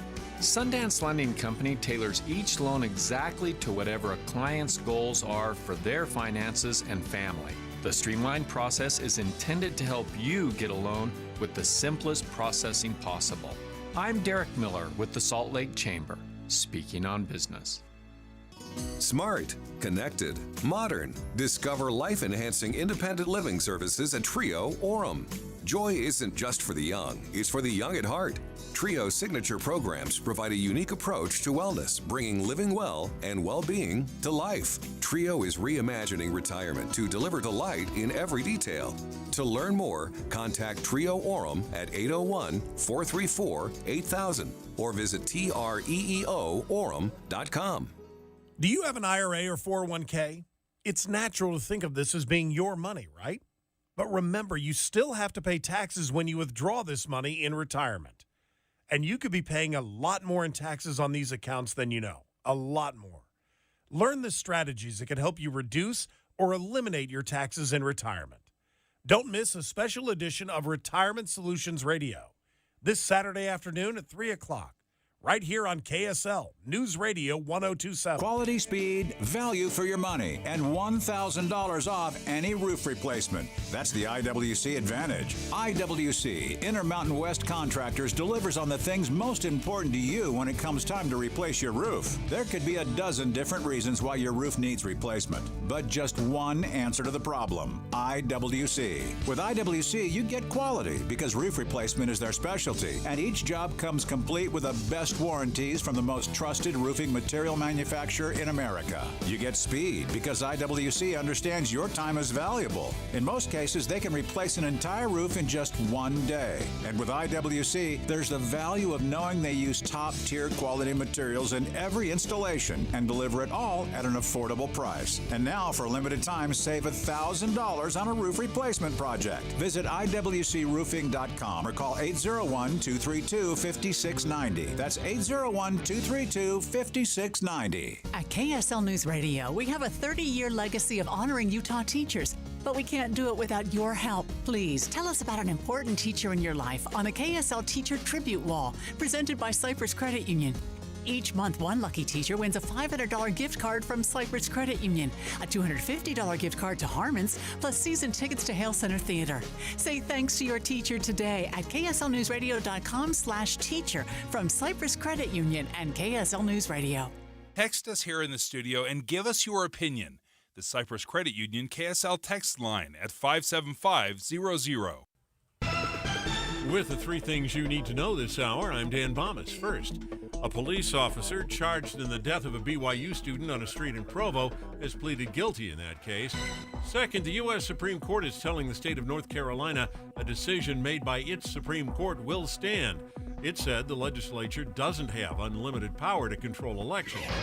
And third, former President Trump's co-defendant in the classified documents case didn't show up in court today in Miami. Right now, 75 degrees and sunny in Salt Lake City. And back to Dave and Dujanovic on KSL News Radio. Dave and Dujanovic. Final segment of the show, filling in for Debbie Dujanovic today is Derek Brown, former GOP chair. 4 years ago? How long ago was it? 2 years. It was just 2 ended years? 2 years ago, yes. It probably felt like, yeah, in dog years. It's like dog years, it's like when you get on your weather app and it says 90 degrees but feels like 102. 2 years feels like 7. But that's what comes from serving in party politics. Ask anyone who's in any political party and they'll tell you the same. Yeah, doing your time is how it's described. It's like a Exactly. prison sentence. But it's what makes this all work, right? It's because people volunteer their time, are involved. So I appreciate the time you spent in there. But Representative Chris Stewart, he's leaving Congress in August. He's leaving to care for an ailing family member. So there is this hyperdrive move into getting somebody in place to replace Representative Stewart. So we're making a commitment on the Dave and Dujanovic show to make sure we speak to all the candidates for Congressional District 2. And we just spoke to GOP convention winner, underdog winner, surprise winner, Celeste Malloy. She joined us for about 30 minutes. And she's the one and only person that we know of right now who will be on the primary ballot. Exactly. So there are a few others out there collecting signatures. They may or may not get them. They may or may not be on the ballot. But she's the one person so far that we know will be on the ballot. So, and we were able to, this is the first interview she's had. Yeah. Like the first in-person interview, live interview since the convention. And once she as we were talking to her, she felt optimistic when she started talking to the delegates about her chance, but really a dark horse candidate. A lot of people that I respect and know that are very in the know knew of her, knew her work, but also didn't think there was much of a chance that she would beat some of the other candidates who had very good name recognition, had been very successful in the past. So if we do ever have anybody hit that signature threshold that jump onto the primary ballot as well, we'll offer them the same 30 minutes to get to know them and know what platforms they stand for, as well as the Democrats who are going to be holding their party convention tomorrow. Exactly. And we heard sort of an interesting, like a fascinating thing was the amount of money she spent, or better said, didn't spend. Derek, right? This was something that really stood out to you, and you have a really good understanding of what it takes and what it costs to get a party's nomination, especially a convention. Give us an idea of what a typical run would cost just to get the primary convention support. Well, and especially when it's harder to do it when there's an incumbent, but when it's sort of an open seat like this, I mean, generally the person who wins spends hundreds of thousands of dollars. In most states, generally they'll be spending millions of dollars. I mean, it is a very costly race because you've got to get out there, you got to get your name out there, and the single best way to do that, you know, for better or for worse, is to spend money to get your name out there. Unless you've got massive name recognition, you know what I'm saying? And so that's the way it works. And so she, on the air, we asked her point blank, like, how much did you actually spend? And she said, I think it's around $20,000, which is unbelievable. But it's also a testament to the fact that we have this kind of unique process here in Utah with the caucus convention system where someone like her that most people don't know can sort of come out of right field or left field, depending on which party you're talking about, and get the nomination, right? I mean, it's kind of a fun story, and you don't see it happening very often. I really hadn't thought of it, and I love that you brought that point up because it's so important now because so many of us, just, you know, normal John Q. citizen, will look at politics, look at the money it takes to run for elected office, and it's overwhelming. It feels dirty. You know, it just feels icky when you're like, well, unless I'm personally wealthy or I can raise millions of dollars, then I don't have a chance. And that's not how it was intended. I don't think our founding fathers thought, you know what we need to do? Find a bunch of rich billionaires to run this country. That is not how it was intended. So when you do see somebody that has raised $20,000 and was able to do the grassroots work, the effort to gather the support of the delegates and then win, like you said, this is whether you support this candidate specifically, you've got to respect how it was done. And that the delegates were willing to say, you know what, I like this individual. Even if I don't know them right now, I liked what they had to say on the stage. Well, and it's interesting. There's no, as we talked about with Celeste, there's nowhere to hide with these delegates. Yeah. You know what I'm saying? A lot of candidates, frankly, this may be a terrible way to characterize it, but they hide behind their money. Because if you've got $1 million, you just blast social media, you blast the mailboxes, you blast airwaves with all sorts of glossy ads, but you don't really have to engage in the one-on-one, like face-to-face communications that are so critical. And in a caucus convention process, that's really, you know, it makes it impossible to hide. And so she talked about just spending hours on the phone every day. She said about 14 hours a day, just talking to people or leaving messages and getting like all sorts of crazy questions. The one thing I wish we would have asked her that we didn't was, what was the craziest question you got asked? Because I'm sure there were some doozies. Inevitably, right? I mean, because people genuinely want to know, they're going to ask questions that are important to them and things that they're passionate about. And just because it's your passion doesn't necessarily mean it's my passion. But again, I represent Utah, and that's how you have to relate. You have to be able to say, well, you know what, that's not going to be my top agenda item, but I understand some of your concerns. It's a delicate balance, especially when you're trying to win over delegates. You want to tell them enough or win them over enough with your platform, but at the same time, you can't pander if you don't believe in it. Exactly. And she mentioned the fact that there were all these town halls where people were listening and recording, and there's just nowhere to hide. It's like a fishbowl. I think part of what surprised me, number one, was how much, and I don't know this for certain because I haven't talked to the delegates, but it seems like the fact that her boss, Representative Chris Stewart, he endorsed her. And typically I don't think endorsements mean a whole lot, but this one I think may have made a difference, that he said, I've worked with her for the past 4 years and I support her. And this is what Celeste Malloy said just about 30 minutes ago, that she didn't even realize and know beforehand that Representative Stewart would endorse her. I got into this race with no guarantee that I was getting Congressman Stewart's endorsement. He told me he wasn't going to endorse in this race. And I got in and I started working. And after he saw how hard I was working and that people were responding, then I think he felt like it was okay to endorse. But I didn't know that when I jumped in. And then she got Chris Stewart's endorsement, then former Representative Rob Bishop's endorsement. And next thing you know, I think people would look at that and say, well, those are two conservatives that I'm on board with. And if they support her, I can throw my weight behind her as well. And I think that's an important thing for her to highlight, because I think the reality is most people in her position would do it the other way around. They'd say, hey, if you give me your endorsement, then it increases my chances and then I'll run.